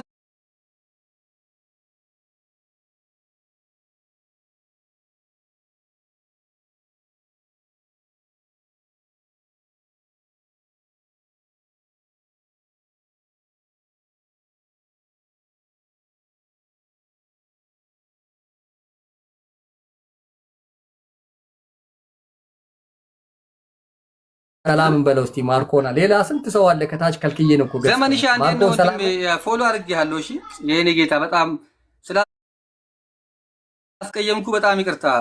አንድ የሆነ ወንድም ያለ እዚህ በእናትህ በጣም ይቅርታ። እውነት አንተን ማስቀየም አልነበረብኝም። በእውነት ይቅር በለኝ። ማንን አስቀይመ ነው አንተ ማታስቀይመው? ምን አለ ትንሽ የሆነች ቦታን ትንሽ ነካ ሲያደርጉ እኮ አንተን የጃርት ሾክ ነው እንዳለ የሚወጣው። አረ በኢየሱስ ክርስቶስ ምንም የጃርት ሾክ የለኝም። አንተ ላይ ያለ መንፈስ የቀንዳውጣ መንፈስ ወጋውልክ። የሸለምጥማጥ መንፈስ አንተ ላይ ያለ መንፈስ ወጋውልክ። የአይጡ መጎጥ መንፈስ እንዴ ጃርት ምናምን ትለኛለህ እንዴ? ተመታክ ወንድሜ እግዚአብሔር ይስጥልኝ። ዘመንዬ አንተ ላይ ያለ ይሄ ደርሶ መልስ አይጡ መጎጥ የሚታየኝ ሸለምጥማጥ መንፈስ እችን ስለሚያውቁ ደካማ ጎንን ይመጡና ጓረጉና የጃርት ሾክ እንዳለ እንደ ድሮን በቃ አንዴ ሲወጣ ከዛ በቃ አረኔ አፍትሽ እኔ እግዚአብሔር ይመስገን እኔ ቤተክርስቲያን በደንብ አድርጋ አስተማረችኝ ልጅ ነኝ። እኔ እኔ በጣም ተረጋግቼ የምኖር የልጆች አባት ሚስት ያገባው በጣም ብዙ የሚመክሩኝ ወንድሞች አሉኝ። ኦኬ በጣም የሚገርም ወንድሞች አሉ። ሚመክሩኝ ሳምሪ አለች፣ ሳምሪ የምትባል አለች። ወይ ማርኮን ከዛ ደግሞ ፋሲል አለ። ምን ሌላ ማን አለ? ማርኮን ምን አለ? ኧረ ተው በእናትህ በውስጥ በኩል ሰላም ናችሁ። እንትን ነው አሁን ታላቁ ኬክ የሆነ ትምህርት የሆነ ማለት ዝም ብሎ ጭቅጭቅ ሆነ እኮ ገብቶሃል። አንድ ነገር በጣም ሀብታሙ ታጋሽ ነው። አንተም ያው እንግዲህ አላውቅህም፣ ምን ሀብታሙን እንኳን በቅርበትም ስለማውቀው መማር ፈልገህ ነው ማርኮን? አዎ የሆነ ትምህርት ነገሮችን አዘል ወይም ደግሞ ዩቲዩብ ላይ ግባና ተማራ። ዩቲዩብ ላይ እኮ አለ እኮ ትምህርት ዩቲዩብ ላይ ገብተህ ፈልገህ አትማር ምን ታይደ? ይሄም እኮ መማሪያ ነው እኮ። አንተ እንደ ዩቲዩብ ነው ወይ ቲክቶክ ብለህ መርጠህ እኛ እዚህ ጋር እያወራንበት አይደለ እንዴ? አሁን እኮ አንተን እኮ ማንም ያውቅሰው ምን የረባ ነገር አወራህ? ወይ አላዳመጥከው? የረባ ነገር ያወራህ ነገር ያውቃል። አንተን ወንድም አለም አንተ ማን ያውቃል? ማንም እኮ አያውቅም እኮ እዚህ ውስጥ እኮ አሁን እኛን ነው የሚያዳምጠን እኛን ነው። አንተ ምን ነው እንትን አልክ? ካልፈለክ ወርደ ምን ማለት ነው? አሁን እኔን ነው የሚያውቀኝ። አሁን አየህ ቲቪትን አየህ አይደል? በቃ እኔ ምን አረበናት ወንድማችን ተረጋጋ። ኧረ እባክህ በህግ አምላክ ተረጋጋ። እንዴ ምን እየሆንክ ነው እንዴ? ኦርቶዶክስን ወክለህ ቻው በቃ ደህና ዋል የኔ ጌታ ሀብት አይባልም። አረ ወንድሜ በቃ ይሄው በቃ እሺ እኔ አወጣሁልህ። ይሄው አሁን ቁጭ በልና ተማር። እንግዲህ ምን አይነት ሰው ነው በእናትህ? ወይ አያዳምጥ። ሀብትዬ እንዴት ነህ? እንዴት ነህ ማርኮን? ሰላም ነህ? እንዴት ነህ? አለን እግዚአብሔር ይመስገን። ለምን መሰለህ እንደዚህ ያልኩት ሀብትዬ? እኔ አሁን 150 ምናምን ሰው አለ ቁጭ ብሎ የሆነ ክርክር ሳይሆን አንተ የምትናገራቸው ነገሮች አሉ። አብዛኛውን ጊዜ ትምህርት ነገሮች፣ ማባንን፣ ሰዎችን ማንቃት የምታሳያቸው ነገሮች አሉ። ወይ እነዛ ነገር ላይ እንዳትሰራ ስራዎችን ከለከለ፣ ወይ ደግሞ ዲቤት እናደርግ ብሎ ፕሮግራም ይዞ መውጣት ነው። ወይም ዲቤት ከማድረግ ከፈለገ ልክ አይደለሁም? ተሳስቻለሁ? ከተሳሳትኩኝ አርሙኝ።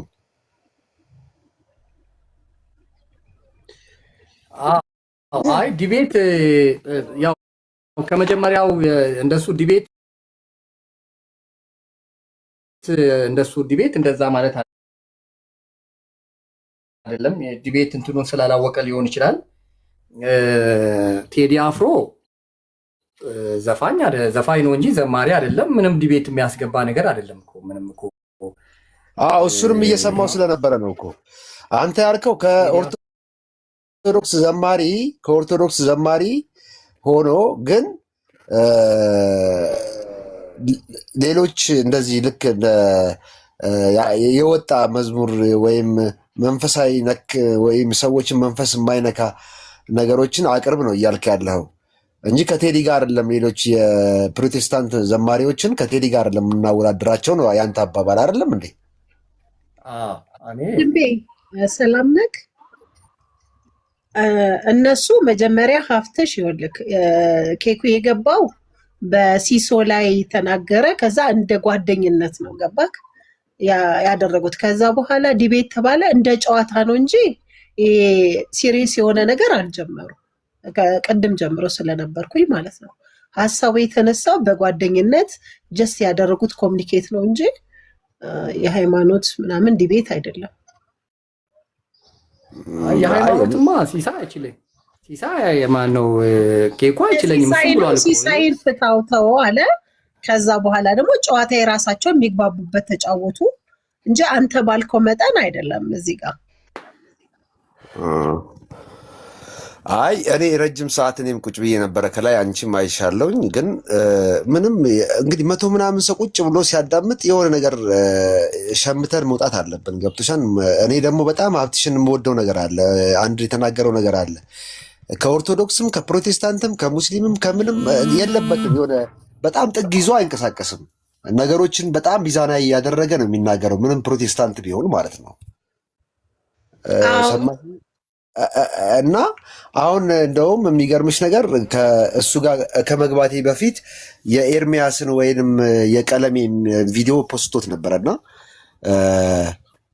ዘማሪያን፣ ነቢያቶች፣ ፓስተሮች ነን የሚሉ ሰዎች የስጋ ድካማቸውን የሚገልጽ ንግግሮች ሲናገር ነበረ ቀለሜ የሚባለው ሰው እና ጥያቄም ነበረኝ እና አንዳንድ ጊዜ እንደዚህ በጣም ድምፃቸውን ጮክ አድርገው ቃላቶችን መርጠው የሚናገሩ ሰዎች ወደ ራሳቸው ከሳቡ በኋላ እውነት ትክክለኛ መንገድ እየተከተልን ነው ብለው እነዛን ሰዎች ብዙ ሰዎች ወደ ራሳቸው ከወሰዱ በኋላ ሌላ መንገድ ስተው ሲሄዱ እናያለን። እና እኔ ምንድን ነው ይሄ ነገር ግራ ግብት አለኝ። እኔ አሁን የትኛው እግዚአብሔር ነው ትክክል፣ እውነት ነው።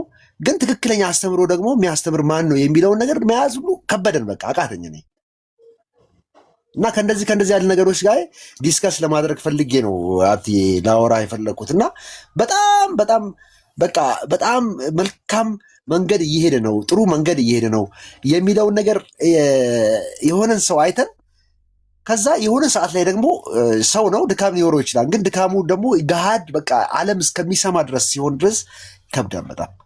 በዛው ሁላችንም እኮ ድካም ይኖረናል። ግን ንስሐ ገብተን በዛ በውስጥ አስተካክለን የምንወጣበት። ሶሻል ሚዲያ ደግሞ ከባድ ነው፣ ብዙ ነገሮችን የሰው አይምሮ ይቀይራል እና አብዛኛውን አሁን ደግሞ የስጋ ፍላጎት የበዛበት ዘመን ስለሆነ ላስት የመጨረሻ የጌታ ኢየሱስ ክርስቶስ መምጫ ሰዓትም ጊዜ ስለሆነ አንዳንድ ከታች ያሉ ሰዎች የሚማሩ ሰዎች እንዴት ነው እነዚህ ነገሮች ማባነኑ አሪፍ ነገር ነው። ግን እንደው የትኛውን ነው ሀብትዬ? እስቲ ማን ነው እስቲ እንዴት ነው እየመረመርን ልንሄድ የምንችለው? እኔ ብዙ ጊዜ በመውደቅ በመነሳት ውስጥ ያለው ሰው ነኝ እና በቃ ግራ ገብቶኝ ነው። እና እስቲ እንደው በዚህ ነገር አንዳንድ ነገሮች በላይ ለማለት ፈልጌ ነው። እኔ ምንድን ነው መሰለህ ሁልጊዜ በጣም በድፍረት የምናገርበት ነገር እኔ ሰዎች ወደ ነባር ቸርቾች ይሄ በአንድ ግለሰብ የሚመሩ ቸርቾች ላይ በፍጹም ጠላት ነኝ እኔ። እሱን እኔ አይደለሁም፣ ካውንስሉ ራሱ ወደዛ አይነት አቋም እየመጣ ነው። ይሄ አንድ ሰው ባለራዕይና መስራች ነኝ ብሎ እንደፈለገ ፈላጭ ቆራጭ የሚሆንበት እዛ ውስጥ ያለን ሰው ማንንም እኔ አላበረታታም። ውጡ ነው ከዛ በቃ ውጡ ከዛ በቃ። ይሄ ላለፉት 7-8 ዓመት ውስጣቸው ገብቼ ስላየሁኝ በፍጹም እንቅፋቶች ስለሆኑ ውጡና ወደ ነባር ቸርች በቃ ድካም ቢኖርባትም ነባር ቸርች ምንፈልገው አይነት ስብከት ላንሰማ እንችላለን። ምንፈልገው አይነት ትራንስፓረንሲ የሆነ በፋይናንስ ጉዳይ በአስተዳደር ነባር ቸርቾች ውስጥ ነው መገኘት ያለብን። ልቀቁና ውጡ ብዬ በድፍረት ነው የምናገረው እኔ። በቃ ልቀቁና ውጡ ከግለሰቦች ቸርች። ይሄንን የሚጠላ ሰው በሁለት መንገድ ነው የሚጠላው። አንደኛ ጥቅሙ የተነካበት፣ ምክንያቱም እንደፈለገ ነው የሚያዘው፣ ገንዘቡ ላይ ያገኘውን እንደፈለገ ነው የሚሆነው። የፈለገውን ይጠራል፣ የፈለገውን ያባርራል። ፈላጭ ቆራጮች ናቸው። ኤክስትሪም የሆነ ነፃነት ስለሆነ የሚሰማቸው ፔልቲዎች ላይ ይሄ መጽሐፍ ቅዱሳዊ አይደለም፣ ስለዚህ በፍጹም እዛ አካባቢ አትገኙ ይላሉ። እምቢ ያለኝ ሰው አይመለከተኝም። እኔ ስትመክረኝ እምቢ ብዬ ስትነግረኝ እምቢ ብዬ የሚሉ ሰዎች እንደው ብዙ ጊዜ አላስተናግድም። እኔ ሄድ ከዚህ ውጣ ነው የምላቸው። ውጣ። እኔ ከፍለኝ እኮ አይደለም እዚህ ወጥቼ የማወራው። እኔ እዚህ እንቅልፍ አጥቼ የታገልኩ የምናገረው እኔ ከፍለኝ አይደለም። ስለዚህ ሄድ ከዚህ ነው የምለው፣ ስለሚያናድዱኝ ማለት ነው። ይህን ያክል ዓመት ለነሱ ዋጋ እየከፈልን መረጃ እየሰጠናቸው። ስለዚህ ግለሰብ ፈላጭ ቆራጭ የሆነበት ቦታ መጽሐፍ ቅዱሳዊ የአመራር አይነት ስላልሆነ ድርድር የለኝም ነው። እዛ አንድ ነው። ሁለተኛ ደግሞ አትሊስት እንደኛ ወጥተህ ነብይ እንትና ውሸታም ነው፣ ሐዋርያው እንትና ውሸታም ነው የሚል አቅም ላይኖርህ ይችላል፣ እንደኔ ላይኖርህ ይችላል። አትሊስት ግን የምንነግራችሁ ነገር ጆሮ ሰጥቶ ሰው እንዴት አይሰማም ነው። አትሊስት ሰው እንዴት ጆሮ ሰጥቶ አይሰማንም ነው። ጆሮ እኮ የሚጠላው ውሃ ብቻ ነው አይደል እንዴ? ወጥተህ እንደኔ አትናገር፣ ችግር የለውም እኮ እንደኔ ወጥተህ መበቃውን በማጋለጥ ምናምን እንደ በሬ ግንባር ፊት ለፊት አትውጣ። እኔ በዛ የግድ መውጣት አለብህ አይደለም። አትሊስት ግን ይሄ ነገር እውነት ይሆንን፣ የእግዚአብሔር ቃል በዚህ ጉዳይ ላይ ምን ይላል የሚለውን ነገር አትሊስት ትንሽ ሰው ጆሮ ሰጥቶ መስማት የለብንም እኮ። የኔ ሁለት ነች፣ እቺ ነች እኮ በቃ። ከግለሰቦች ውጡና ወደ ነባር ቸርቾች ሂዱ። ድካም አለ፣ አዎ። ችግር አለ፣ አዎ። የምንፈልገው አይነት ነገር አናገኝም፣ አዎ።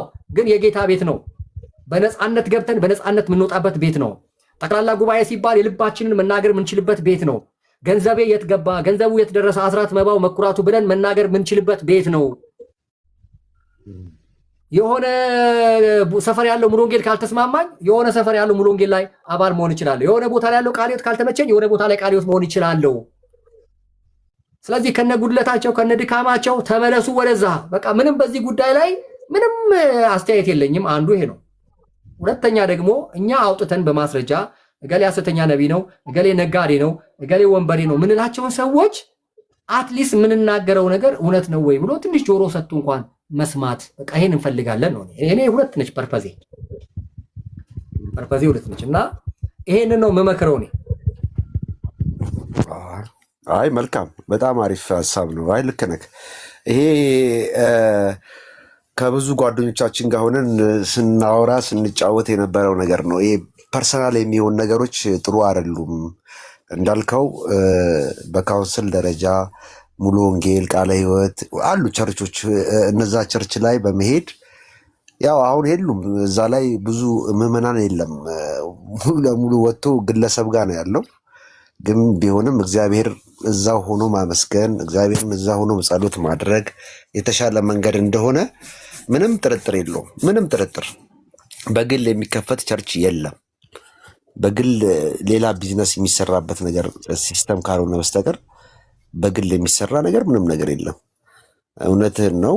ያው እዛ ሆኖ መታገሉ የተሻለ ነገር ነው። ግን እንደው አንዳንድ ጊዜ እንደ ሰው ስናስብ እዛ ቤት ውስጥ ምንም ችግር ቢኖር ያልከው ነገር ያው ሁሉ ቦታ ችግር አለ፣ ግን መቀበሉ የተሻለ ነው። ምንም አማራጭ የሌለው ነገር ነው። ከካውንስል ውጭ ከመሆን ካውንስል ውስጥ ሆኖ እዛው ቆሪዮ ሲበል እኛ አገባንም። ከዚህ በኋላ ግን የወንጌል አማኝ ነኝ ብሎ ከዚህ በኋላ ስማችንን በክፉ አነሳለሁ ቢል ያው ፍርድ ከራስ ነው ብየዋለሁ። ደብዳቤው ለምን ሄዶ መውሰድ ፈራ? አረ መስራ ሽንታ ምን ይንቀጠቀጣል? ሄዶ የታገድኩበት የተወገዝኩበትን ደብዳቤ ግልባጭ ስጡኝ አይልም? ሄዶ ሞቢል ሙሉ ወንጌል ከከለከሉ እዛው ውስጥ ሆነ እኔ ደውልልኝ እኔ ደውልላቸዋለሁ ብየዋለሁ። ግን እነሱም ይሰጡታል። እንካ ብለው ነው የሚሰጡት። እንካ ብለው እምቢ ካለ የራሱ ችግር። ይሄ ፈሪ እንደዚህ አይነት እኮ ብያለሁ። ድሮም ሲሳይ ልብ የለውም እኮ ብያቸዋለሁ። አልሰማችሁኝም? እና ልብ የለውም እና እግዚአብሔር ከኛ ጋር ነው። ስለዚህ እኛ መንፈሳዊ የሆንን እንመክራለን፣ እናስተምራለን፣ እንገስጻለን። በተረፈ ግን እያምታታ እያጭበረበርክ ምናምን እያሰደብከን መቀጠል ሲሳይም ሆነ ሌላ ሰው አትችሉም። አሁን የቀረው ሲሳይ ነበር። ሲሳይን ሸኝተነዋል። ሌላ እንትና ማን ነው? ሌሎቹ ያው እንጀራ ፈላጊዎች ናቸው። እዛ ኦርቶዶክስ ቤት እንደፈለጉ መሆን ይችላሉ። እኛ ጋር ግን አይቻልም። እና ይሄን ይመስላል። ኒና በጣም ርቦኛል። ቁርስም በስርዓት አልበላሁም። ምሳ ልብላ። ሀፍትሽ በኋላ ግባ። አሁን ሂድ ምሳ ብላ። አዎ ደብዳቤው ምናምን ላዘገጃጅና ለማታ ማታ ገባለሁኝ ደብዳቤዎቹን ይዤ።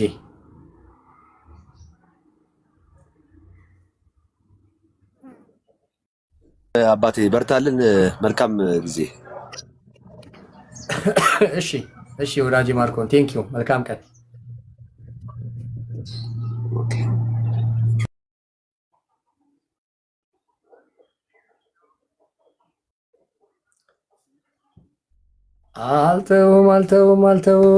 አልተውም። የሲሳይ ወዳጆች ከዚህ በኋላ ሲሳይ ከኛ ጋር በይፋ ተለያይቷል፣ በይፋ ተቆራርጧል ከኛ ጋር። ከዚህ በኋላ የጴንጤ ማሊያ ለብሶ ለኦርቶዶክስ በመስመር በኩል አያጠቃም።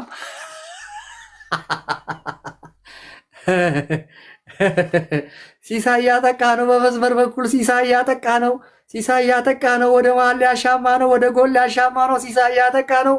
አይሰራም። ከዚህ በኋላ እዛው ኦርቶዶክስ ቤት እያጠቃም እየተከላከለም መጫወት ይችላል። ከዚህ በኋላ ቻው ቸልሲ ነው፣ አይችልም። ጴንጤ ቤት እያጠቃም እየተከላከለም ከዚህ በኋላ ጴንጤ ቤት አይፈቀድም፣ ሸኝተነዋል። ስለዚህ እዛው እያጠቃ እየተከላከለ እነ ገብርኤል እነ ሚካኤል ጋር መጫወት ይችላል። እሺ